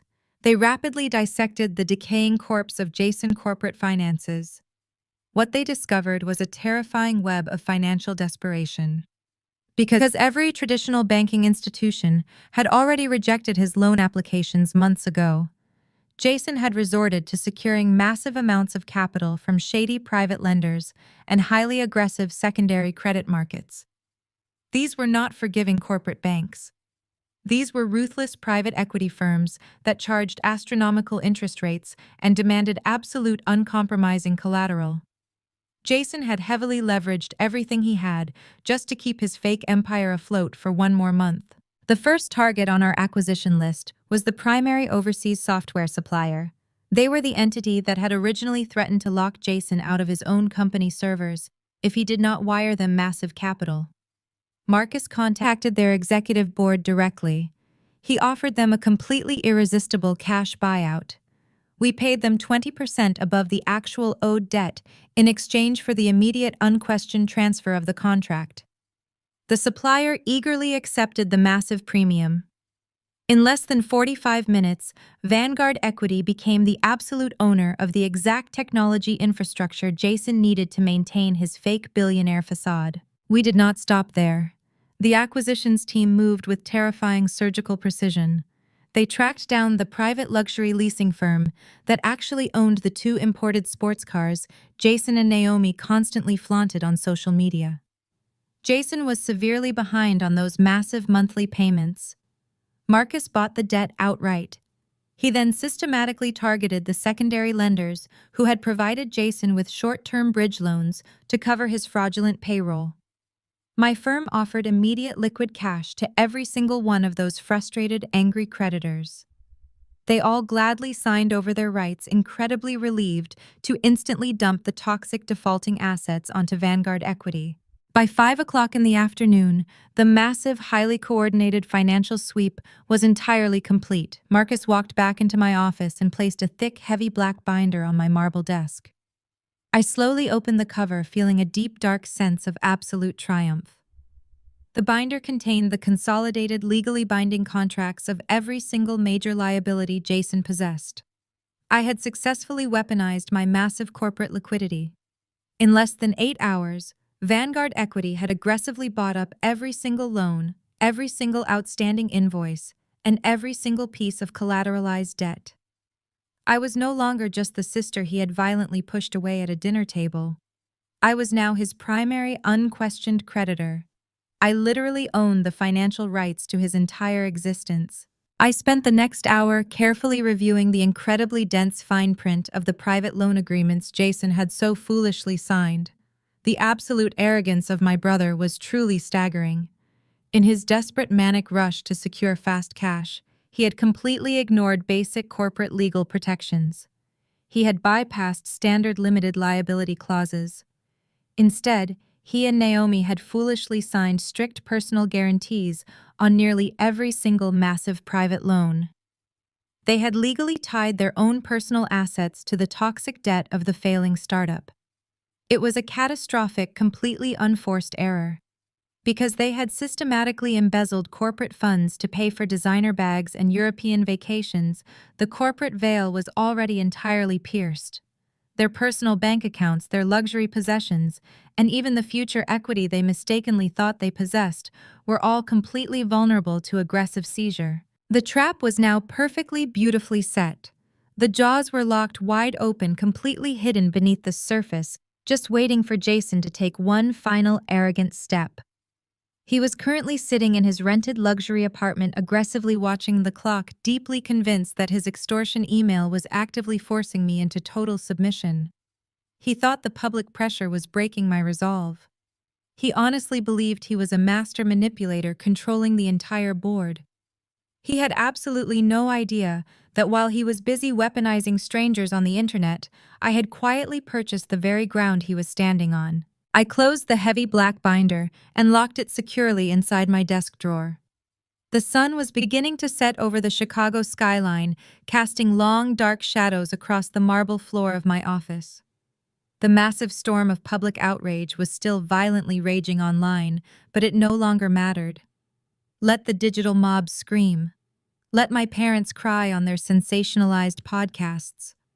I possessed the only thing that actually mattered in this world, which was total undisputed leverage. I gathered my briefcase, turned off the office lights, and headed toward the private elevators. Tomorrow morning, the 24-hour deadline for his pathetic extortion attempt would expire. But Jason was not going to get a massive wire transfer. He was going to get a very different kind of delivery. I was going to show them the real meaning of ruin. The deadline arrived at exactly noon the next day. I was sitting at my desk reviewing the final default notices my legal team had prepared when the absolute circus erupted downstairs. My intercom buzzed sharply. It was Marcus, the head of security, sounding genuinely alarmed. He quickly informed me that my family had returned to the building, but this time they were not alone. They had brought a massive camera crew directly into the pristine marble lobby of Vanguard Equity. I walked over to my security monitors and switched the live feed to the ground floor. Jason and Naomi were standing dead center in the massive space, looking incredibly smug. My parents flanked them heavily, leaning on each other to play their pathetic, fragile roles. And right in front of them stood a local freelance reporter gripping a microphone and staring directly into a heavy broadcasting camera. I recognized him instantly.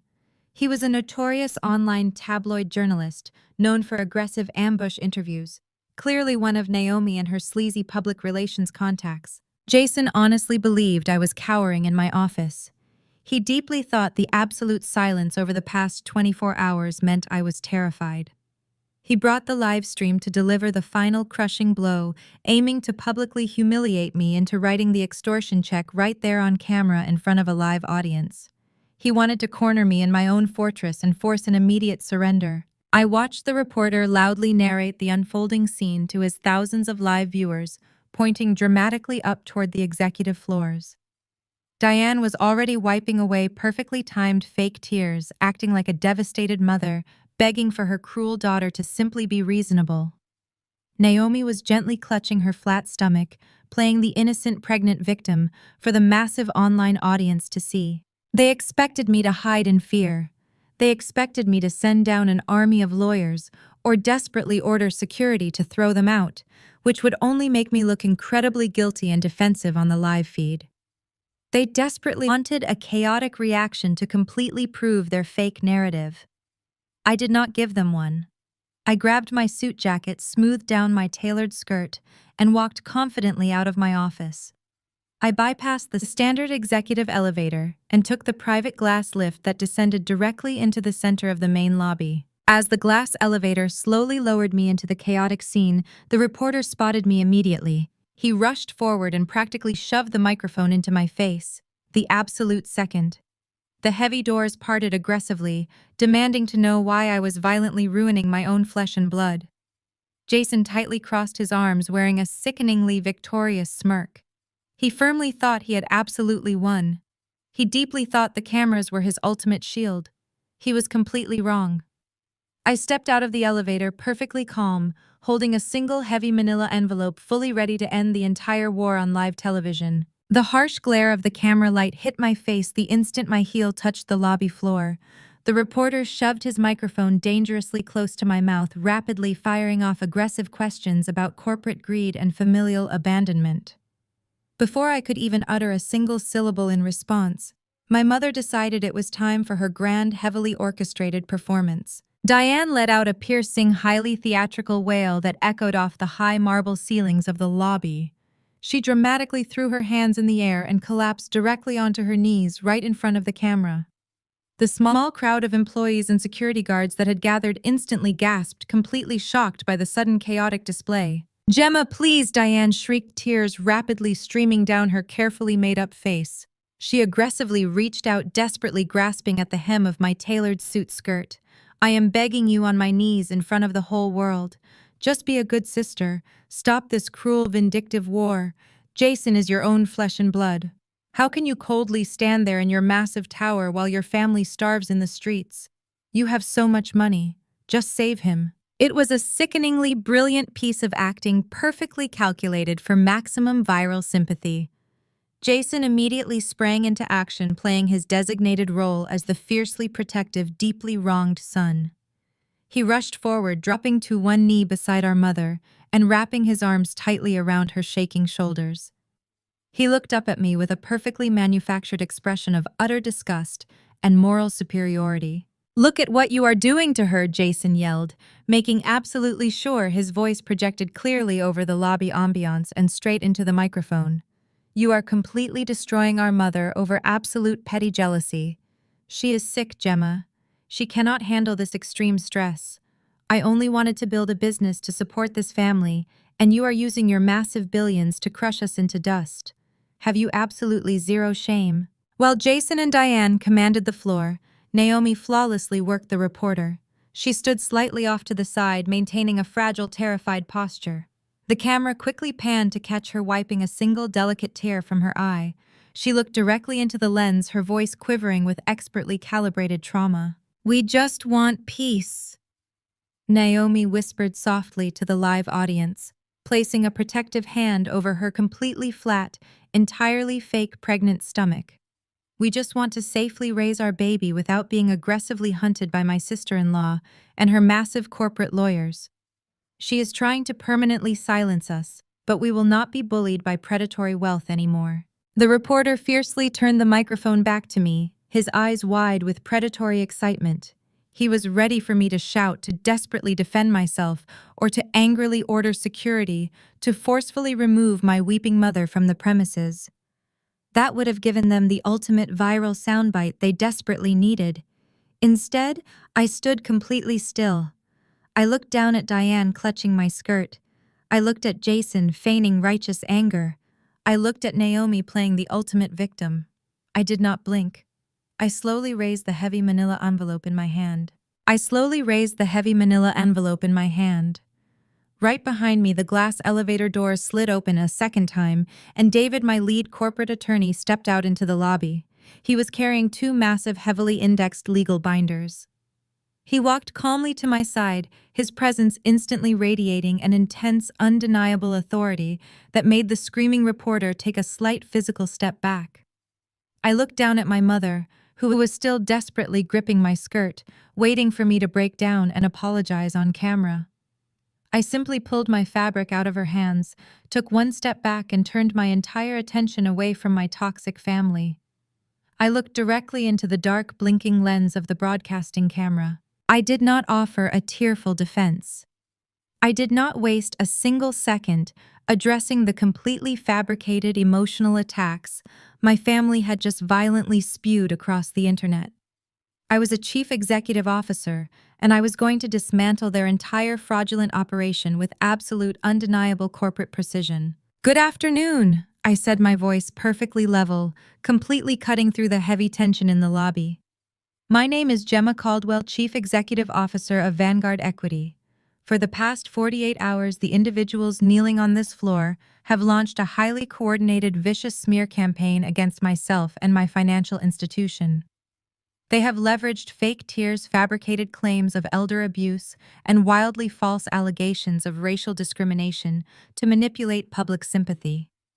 They came here today hoping to violently extort me into writing a massive check to save their failing business." The reporter aggressively shoved the microphone forward again, desperate to regain control of the narrative. "But they are your family," he shouted loudly. "Are you denying that you absolutely refused to help your own brother when he came to you in need?" "I am not denying anything," I replied coldly, never breaking eye contact with the camera lens. "I am explicitly stating that Jason is a massive fraud, and I firmly refuse to finance his criminal behavior." I gestured for David to hand me the first legal binder.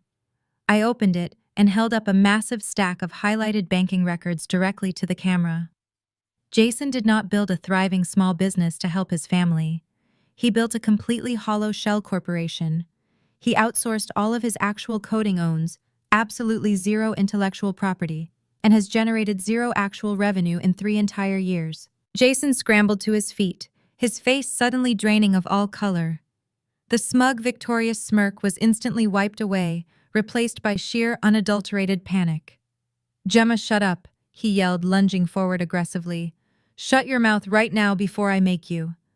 Marcus, my head of security, immediately stepped between us, placing a massive, unyielding hand firmly on Jason's chest and forcefully shoving him back into place. While he was desperately begging honest investors for capital to supposedly pay his hardworking employees, I continued smoothly to the camera. He and his wife Naomi were systematically embezzling massive amounts of corporate funds. They illegally wired tens of thousands of dollars to high-end retail boutiques to purchase luxury designer handbags. They used defrauded investor money to lease 2 imported sports cars.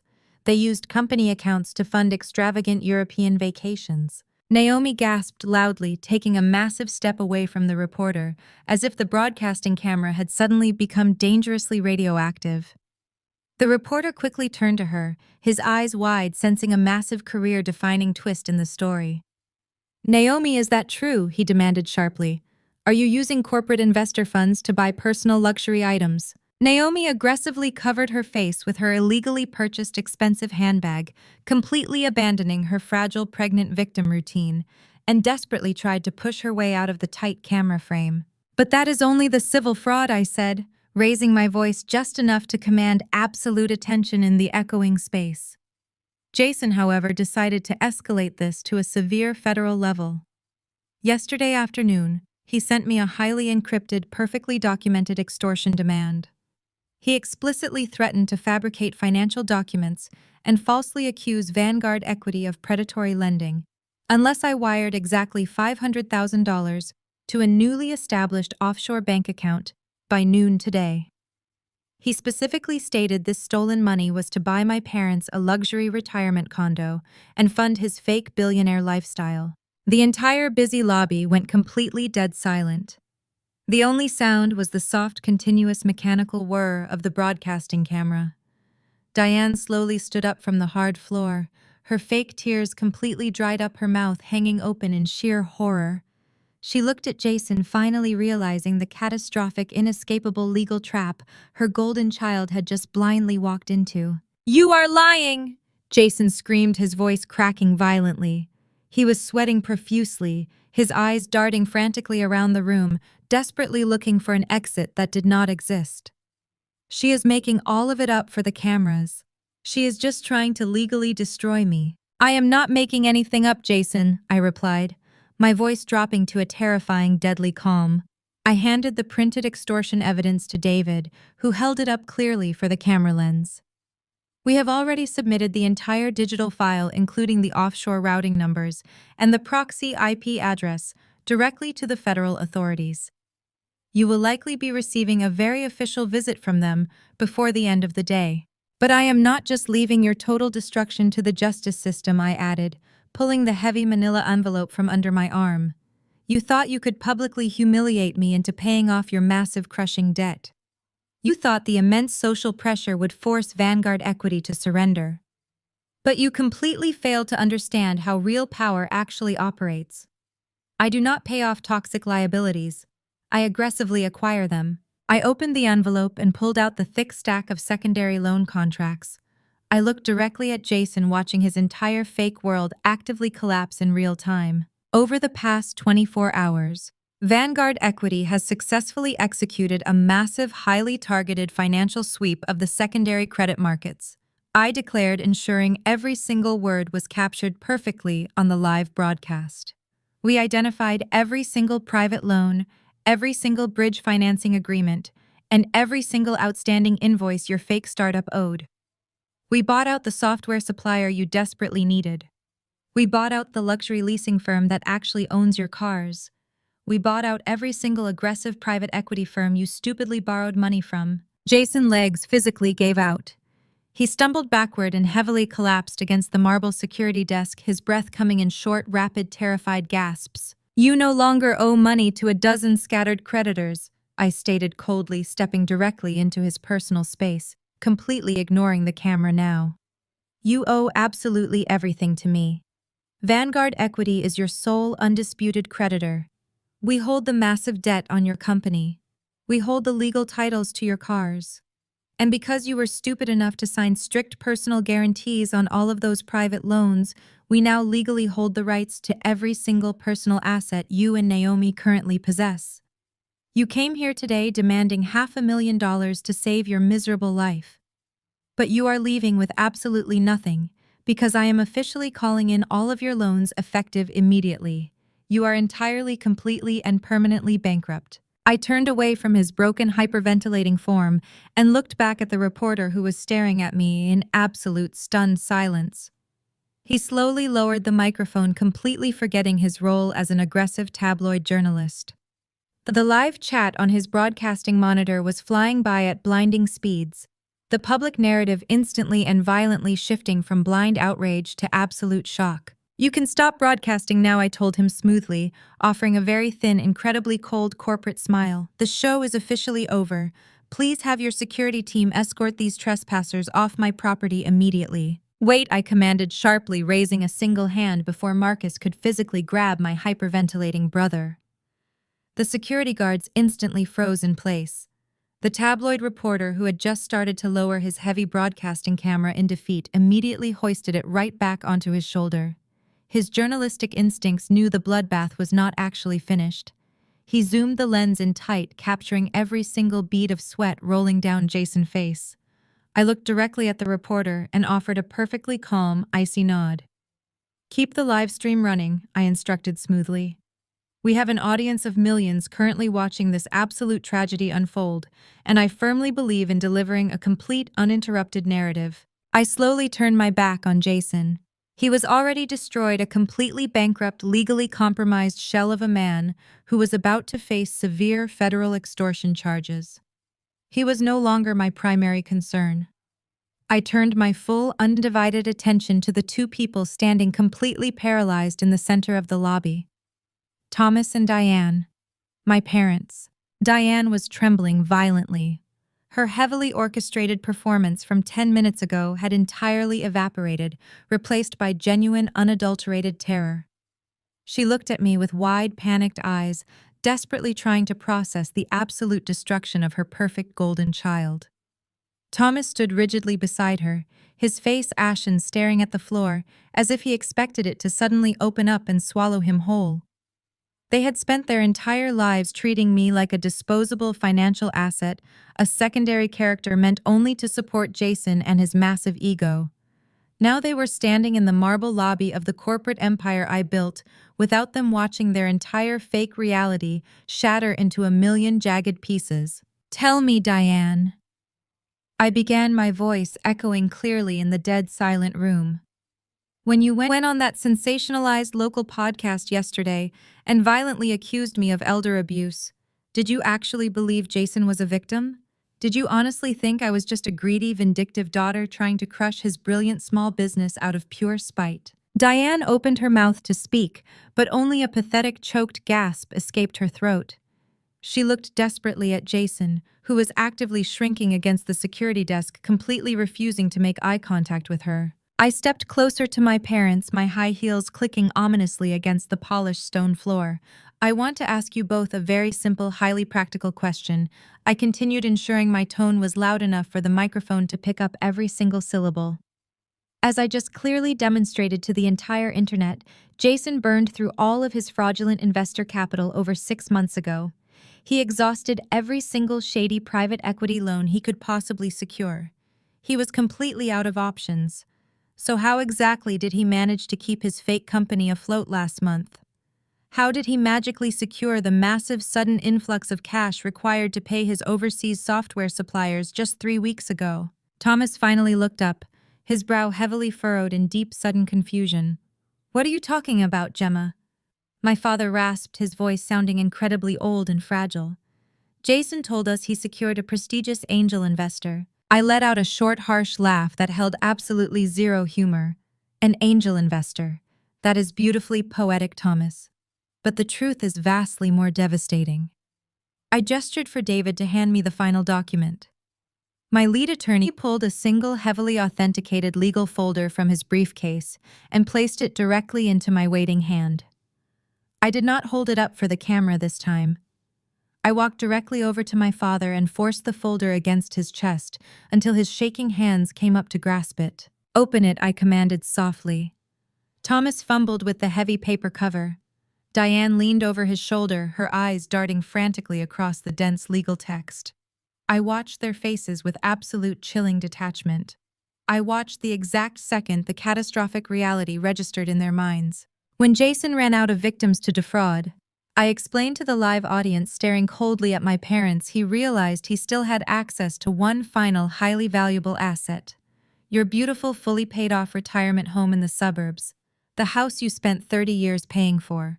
The house you specifically stole my college tuition fund to renovate. Thomas let out a horrifying, agonizing groan, completely dropping the folder onto the marble floor. The authenticated document spilled out clearly, displaying the massive, highly official bank seals. "Jason did not find an angel investor," I stated, delivering the absolute killing blow with surgical precision. 3 weeks ago, Jason and Naomi secretly forged both of your signatures. Naomi utilized her extensive, highly questionable public relations contacts to secure a fraudulent notary public stamp. They completely bypassed basic banking verification protocols and aggressively took out a massive, highly leveraged second mortgage directly against your retirement home. They stole hundreds of thousands of dollars in pure equity from you, their own parents, to pay off their luxury car leases and keep their fake business alive for one more month. Diane let out a blood-curdling scream. It was not a fake, manufactured cry for the cameras. It was the visceral, terrifying sound of a woman having her entire soul ripped out of her chest. She violently turned toward Jason, her hands curling into tight, aggressive fists. "You swore to us," she shrieked, her voice echoing wildly through the lobby. "You swore the house was protected. You said you only needed our financial profiles for a basic background check. Naomi completely broke down. The highly trained public relations director realized she was now legally implicated in massive real estate fraud on top of federal extortion. She frantically backed away from Jason, violently shaking her head. I did not know, she screamed desperately to the camera, completely throwing her husband to the wolves without a second thought. He told me it was a standard corporate loan. I never saw the mortgage papers. Jason stared at his wife, absolutely betrayed by her immediate ruthless deflection. He frantically pushed himself off the security desk, holding his hands up in a pathetic attempt to defend himself. Mom, please listen to me, he pleaded, his voice cracking hysterically. It was just a temporary bridge loan. I swear to God I was going to pay it back. I just needed one more month to secure a real buyout. I was going to make us all rich. It was just a signature. You forged our names! Thomas roared, his face turning a dangerous, volatile shade of red. You mortgaged the only thing we have left. We are living on fixed pensions. If that loan defaults, the bank is going to foreclose. We are going to be completely homeless. Well, Thomas, I interrupted smoothly, instantly drawing the attention of the entire room back to me. The loan actually defaulted at 9 o'clock this morning, because as I mentioned earlier, Vanguard Equity aggressively bought up every single piece of Jason's toxic debt, including that fraudulent second mortgage. My parents froze, staring at me in absolute horrified silence. The ultimate devastating consequence of their lifelong favoritism had finally arrived. You spent my entire life telling me that family must always stick together, I said, my voice completely devoid of any sympathy. You demanded that I sacrifice my own future to protect his fragile ego. You went on the internet yesterday and called me a cutthroat corporate raider who wanted to leave her aging parents on the street. You desperately wanted a villain for your tragedy. But I did not bankrupt you, Thomas. I did not steal your home, Diane. Your perfect, beloved golden child did. He drained you of absolutely everything, and he did it with a smile on his face. I turned to the security guards who were standing by in stunned silence. Marcus, I said clearly, pointing at the shattered, sobbing mess that used to be my family. Throw them out, all of them. And if they ever step foot on my property again, have them immediately arrested for criminal trespassing. I looked at my father, feeling absolutely nothing but cold, sterile finality. You completely misunderstand the timeline of your own ruin, Thomas, I stated clearly, my voice entirely devoid of emotion. You are begging me to stop a legal process that has already finished. Because Jason was heavily defaulting on multiple private equity loans. Simultaneously, the primary lender aggressively accelerated the mortgage timeline. The loan did not just default this morning. The bank officially foreclosed on your house exactly 2 days ago. Vanguard Equity purchased the distressed property deed at a private closed-door auction yesterday afternoon. You do not have a home anymore. I own the house, and I have already ordered the locks changed. I stepped back into the elevator and let the heavy glass doors seamlessly slide shut, permanently sealing off their frantic, desperate screams. As the private car rapidly ascended back to my sanctuary on the top floor, I knew the physical confrontation was finally over. But the true systemic destruction of my toxic family was only just beginning. The immediate aftermath was swift, absolute, and entirely brutal. Within the span of a single week, Jason completely lost everything he had ever falsely claimed to own. The viral livestream of our lobby confrontation had been instantly downloaded, clipped, and ruthlessly analyzed by millions of viewers across the internet. The public backlash was immediate and highly destructive. His fake startup became instantly radioactive overnight. Every single private investor, completely horrified by the undeniable proof of federal extortion and severe civil fraud, aggressively pulled their remaining financial commitments. Facing a massive mountain of defaulted debt, exclusively held by Vanguard Equity, Jason was rapidly forced to officially file for Chapter 7 bankruptcy. The legal dismantling of his fake life was extremely public. His rented luxury office space was heavily padlocked by angry landlords. His imported sports cars were legally repossessed in the middle of the night by my aggressively organized collection teams. His entirely hollow corporate empire completely collapsed into nothingness. But the absolute harshest betrayal did not come from his massive list of angry creditors. It came directly from the woman who had happily helped him build his fragile house of cards. Naomi quickly realized that the viral broadcast had not just destroyed her husband. It had completely obliterated her entire professional reputation. The highly connected public relations director was suddenly a massive liability. Legitimate firms flatly refused to return her calls, terrified of the intense public scrutiny she now attracted. She was permanently branded across every social media platform as a complicit fraudster who eagerly exploited elderly relatives just to fund a fake billionaire lifestyle. Sensing the rapidly approaching legal storm, Naomi coldly executed a vicious, entirely self-serving exit strategy. Exactly 4 days after the disastrous lobby confrontation, Naomi immediately filed for aggressive divorce proceedings. She did not even bother to inform Jason in person. She simply had a private process server publicly hand him the thick stack of legal papers while he was standing outside a cheap suburban motel. Before filing the paperwork, she ruthlessly liquidated their joint checking accounts, rapidly draining whatever meager cash reserves they still possessed and completely vanished from the state. She left Jason entirely alone to face the catastrophic federal fallout.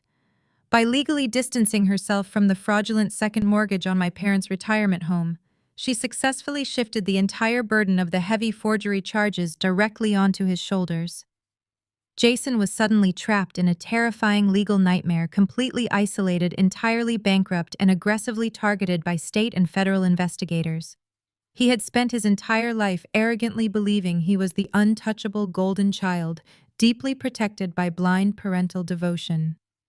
Now he was rapidly drowning in the toxic consequences of his own actions, frantically realizing that absolutely no one was coming to save him. The harsh reality of his massive downfall heavily rippled outward, completely crushing the last remaining illusions held by my parents. Exactly 10 days after the disastrous lobby confrontation, the building concierge of my high-security luxury apartment complex called my private line.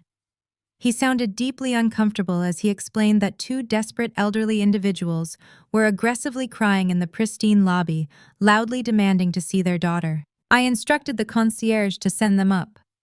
I stood perfectly still in the center of my massive open-concept living room, looking out the floor-to-ceiling windows at the sprawling city skyline I had conquered entirely on my own. When the private elevator doors opened directly into my foyer, Thomas and Diane stumbled out. They looked absolutely terrible, physically aged by an entire decade in just a few short days. They were carrying 3 cheap, bulging trash bags, filled with whatever basic clothing they managed to hastily pack before my corporate legal team officially seized their property. They had completely lost their paid-off retirement home, their secure future, and the precious golden child they blindly worshipped. Jason had entirely cut contact, completely blocking their phone numbers the exact second his bankruptcy proceedings began. They had absolutely nowhere else to go. Diane instantly threw herself onto my expensive hardwood floors, hysterically weeping with genuine terror. "Gemma, please," she sobbed loudly, desperately, reaching out toward my tailored trousers. "We have absolutely nothing left. Jason entirely abandoned us to the aggressive lawyers. We are sleeping in our freezing old car. You are our only daughter. We are your own flesh and blood. You have to let us stay here with you. Just give us a small spare room. We will do absolutely anything." Thomas stood rigidly behind her, awkwardly twisting his worn hat in his shaking hands. "We know we made some terrible mistakes." "Gemma," he rasped defensively, completely incapable of offering a genuine apology. "But family is family. You cannot just abandon your own parents to the unforgiving streets. You have all this massive space." I looked down at the two pathetic figures who spent my entire childhood treating me like a completely unwanted burden. I felt absolutely zero pity. I felt no lingering anger. I only felt complete, absolute emotional detachment. They were no longer my parents. They were simply two desperate strangers facing the ultimate consequences of their own toxic financial decisions. I did not offer them my hand. I did not offer them a comforting embrace. I calmly walked over to my modern glass dining table and picked up a crisp, heavily bound legal folder. I turned back and extended my hand, holding the documents out toward my father. This is a standard, completely non-negotiable residential lease agreement, I stated clearly, my voice freezing the air between us. I am willing to offer you a very small, deeply modest one-bedroom apartment in a lower-income building recently acquired by Vanguard Equity. The rent is exactly $2,000 a month, strictly payable on the first of every single month. Utilities are entirely separate, and a massive security deposit is absolutely required immediately upon signing. Diane stopped crying instantly, staring at the folder in absolute shock. "But we are your parents," she gasped, completely unable to comprehend the harsh boundary. "You want us to pay you rent." "I am a highly successful chief executive officer," I replied coldly, dropping the heavy lease agreement directly at her feet. "I do not run a free charity for people who actively try to destroy my company. You either sign that legally binding contract right now, or you leave my secure property immediately and go live in the streets. The choice is entirely yours." Thomas slowly knelt down on the hardwood floor, his aging joints popping loudly in the deafening silence of my apartment. His shaking hands reached out and picked up the heavy legal folder. He opened the cover, his eyes scanning the first page of the strict lease agreement. Suddenly his breath hitched. He blinked rapidly, bringing the thick paper closer to his face. "Gemma," he whispered, his voice trembling with a fresh wave of absolute shock. "This address. This is not a lower-income apartment building. This is our house." Diane immediately gasped, snatching the contract from his hands. She stared at the property address printed clearly at the top of the page. It was the exact suburban retirement home they had lived in for 30 years. I looked at them, my expression completely unreadable. "I lied about the cheap apartment," I stated smoothly. "I am offering you the exact home you just lost. You can return to your precious suburban neighborhood. You can sleep in your own bedroom, but you will do so as my legal tenants. Vanguard Equity owns the property outright. You will pay me fair market value, which currently sits at exactly $4,000 a month. There are absolutely no family discounts. There is no grace period for late rent.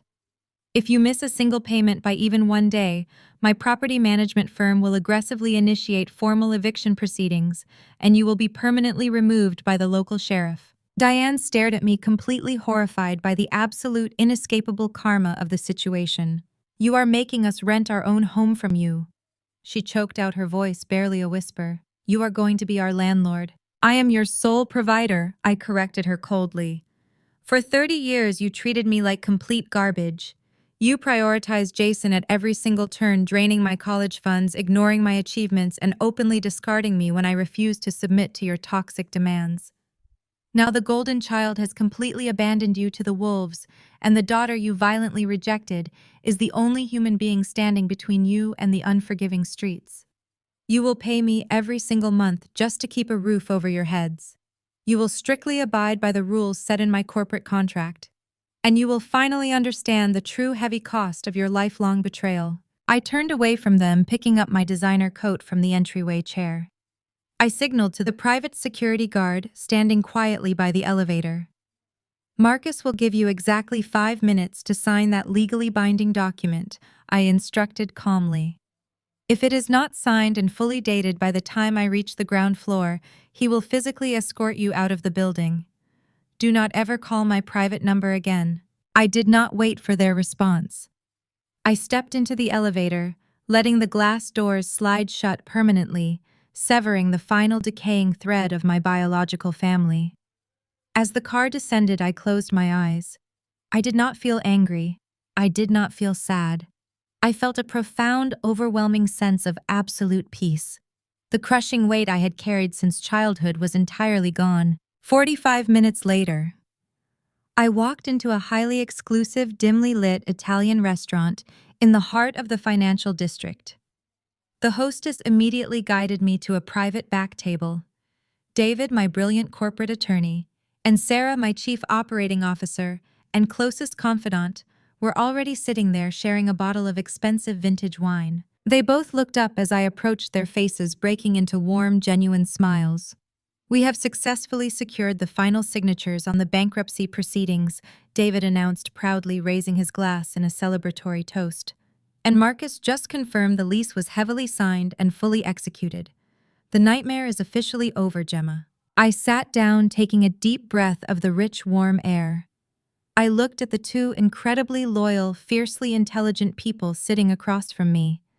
They had fought violently by my side, protected my interests, and supported me when my own blood tried to destroy me. This was my real family, not built on toxic obligation or manipulative guilt, but carefully forged through mutual respect, unwavering loyalty, and shared success. We spent the entire evening laughing, sharing incredible food, and excitedly mapping out the upcoming quarterly expansion for Vanguard Equity. The dark, suffocating shadow of my past was completely eradicated, replaced by a remarkably bright, completely unburdened future. Listen to me very carefully. Society constantly pushes the extremely toxic narrative that family is absolutely everything. We are aggressively conditioned to forgive unforgivable betrayals, to endlessly tolerate extreme emotional abuse, and to blindly empty our own bank accounts just because we share genetic material with our abusers. It is a massive, highly manipulative lie designed to keep successful, driven women completely chained to the anchors dragging them down. You do not owe your success to people who actively tried to orchestrate your failure. You do not owe your hard-earned wealth to family members who view you as a disposable automatic teller machine. Knowing your true worth means having the absolute courage to ruthlessly cut dead weight, even if that weight is your own parents or siblings. You have the total power to dismantle their control, reclaim your narrative, and build a brilliant empire entirely on your own terms. Protect your peace, protect your assets, and never apologize for fiercely destroying anyone who attempts to steal what you have built. Thank you so much for following my story. If this narrative resonated with you, or if you have successfully cut out toxic family members to build your own chosen family, hit that subscribe button right now. Leave a comment down below sharing your own experiences with setting harsh financial boundaries. Like this video, share it with someone who desperately needs to hear this exact message today. And always remember to never let anyone heavily discount your worth. I will see you in the next one.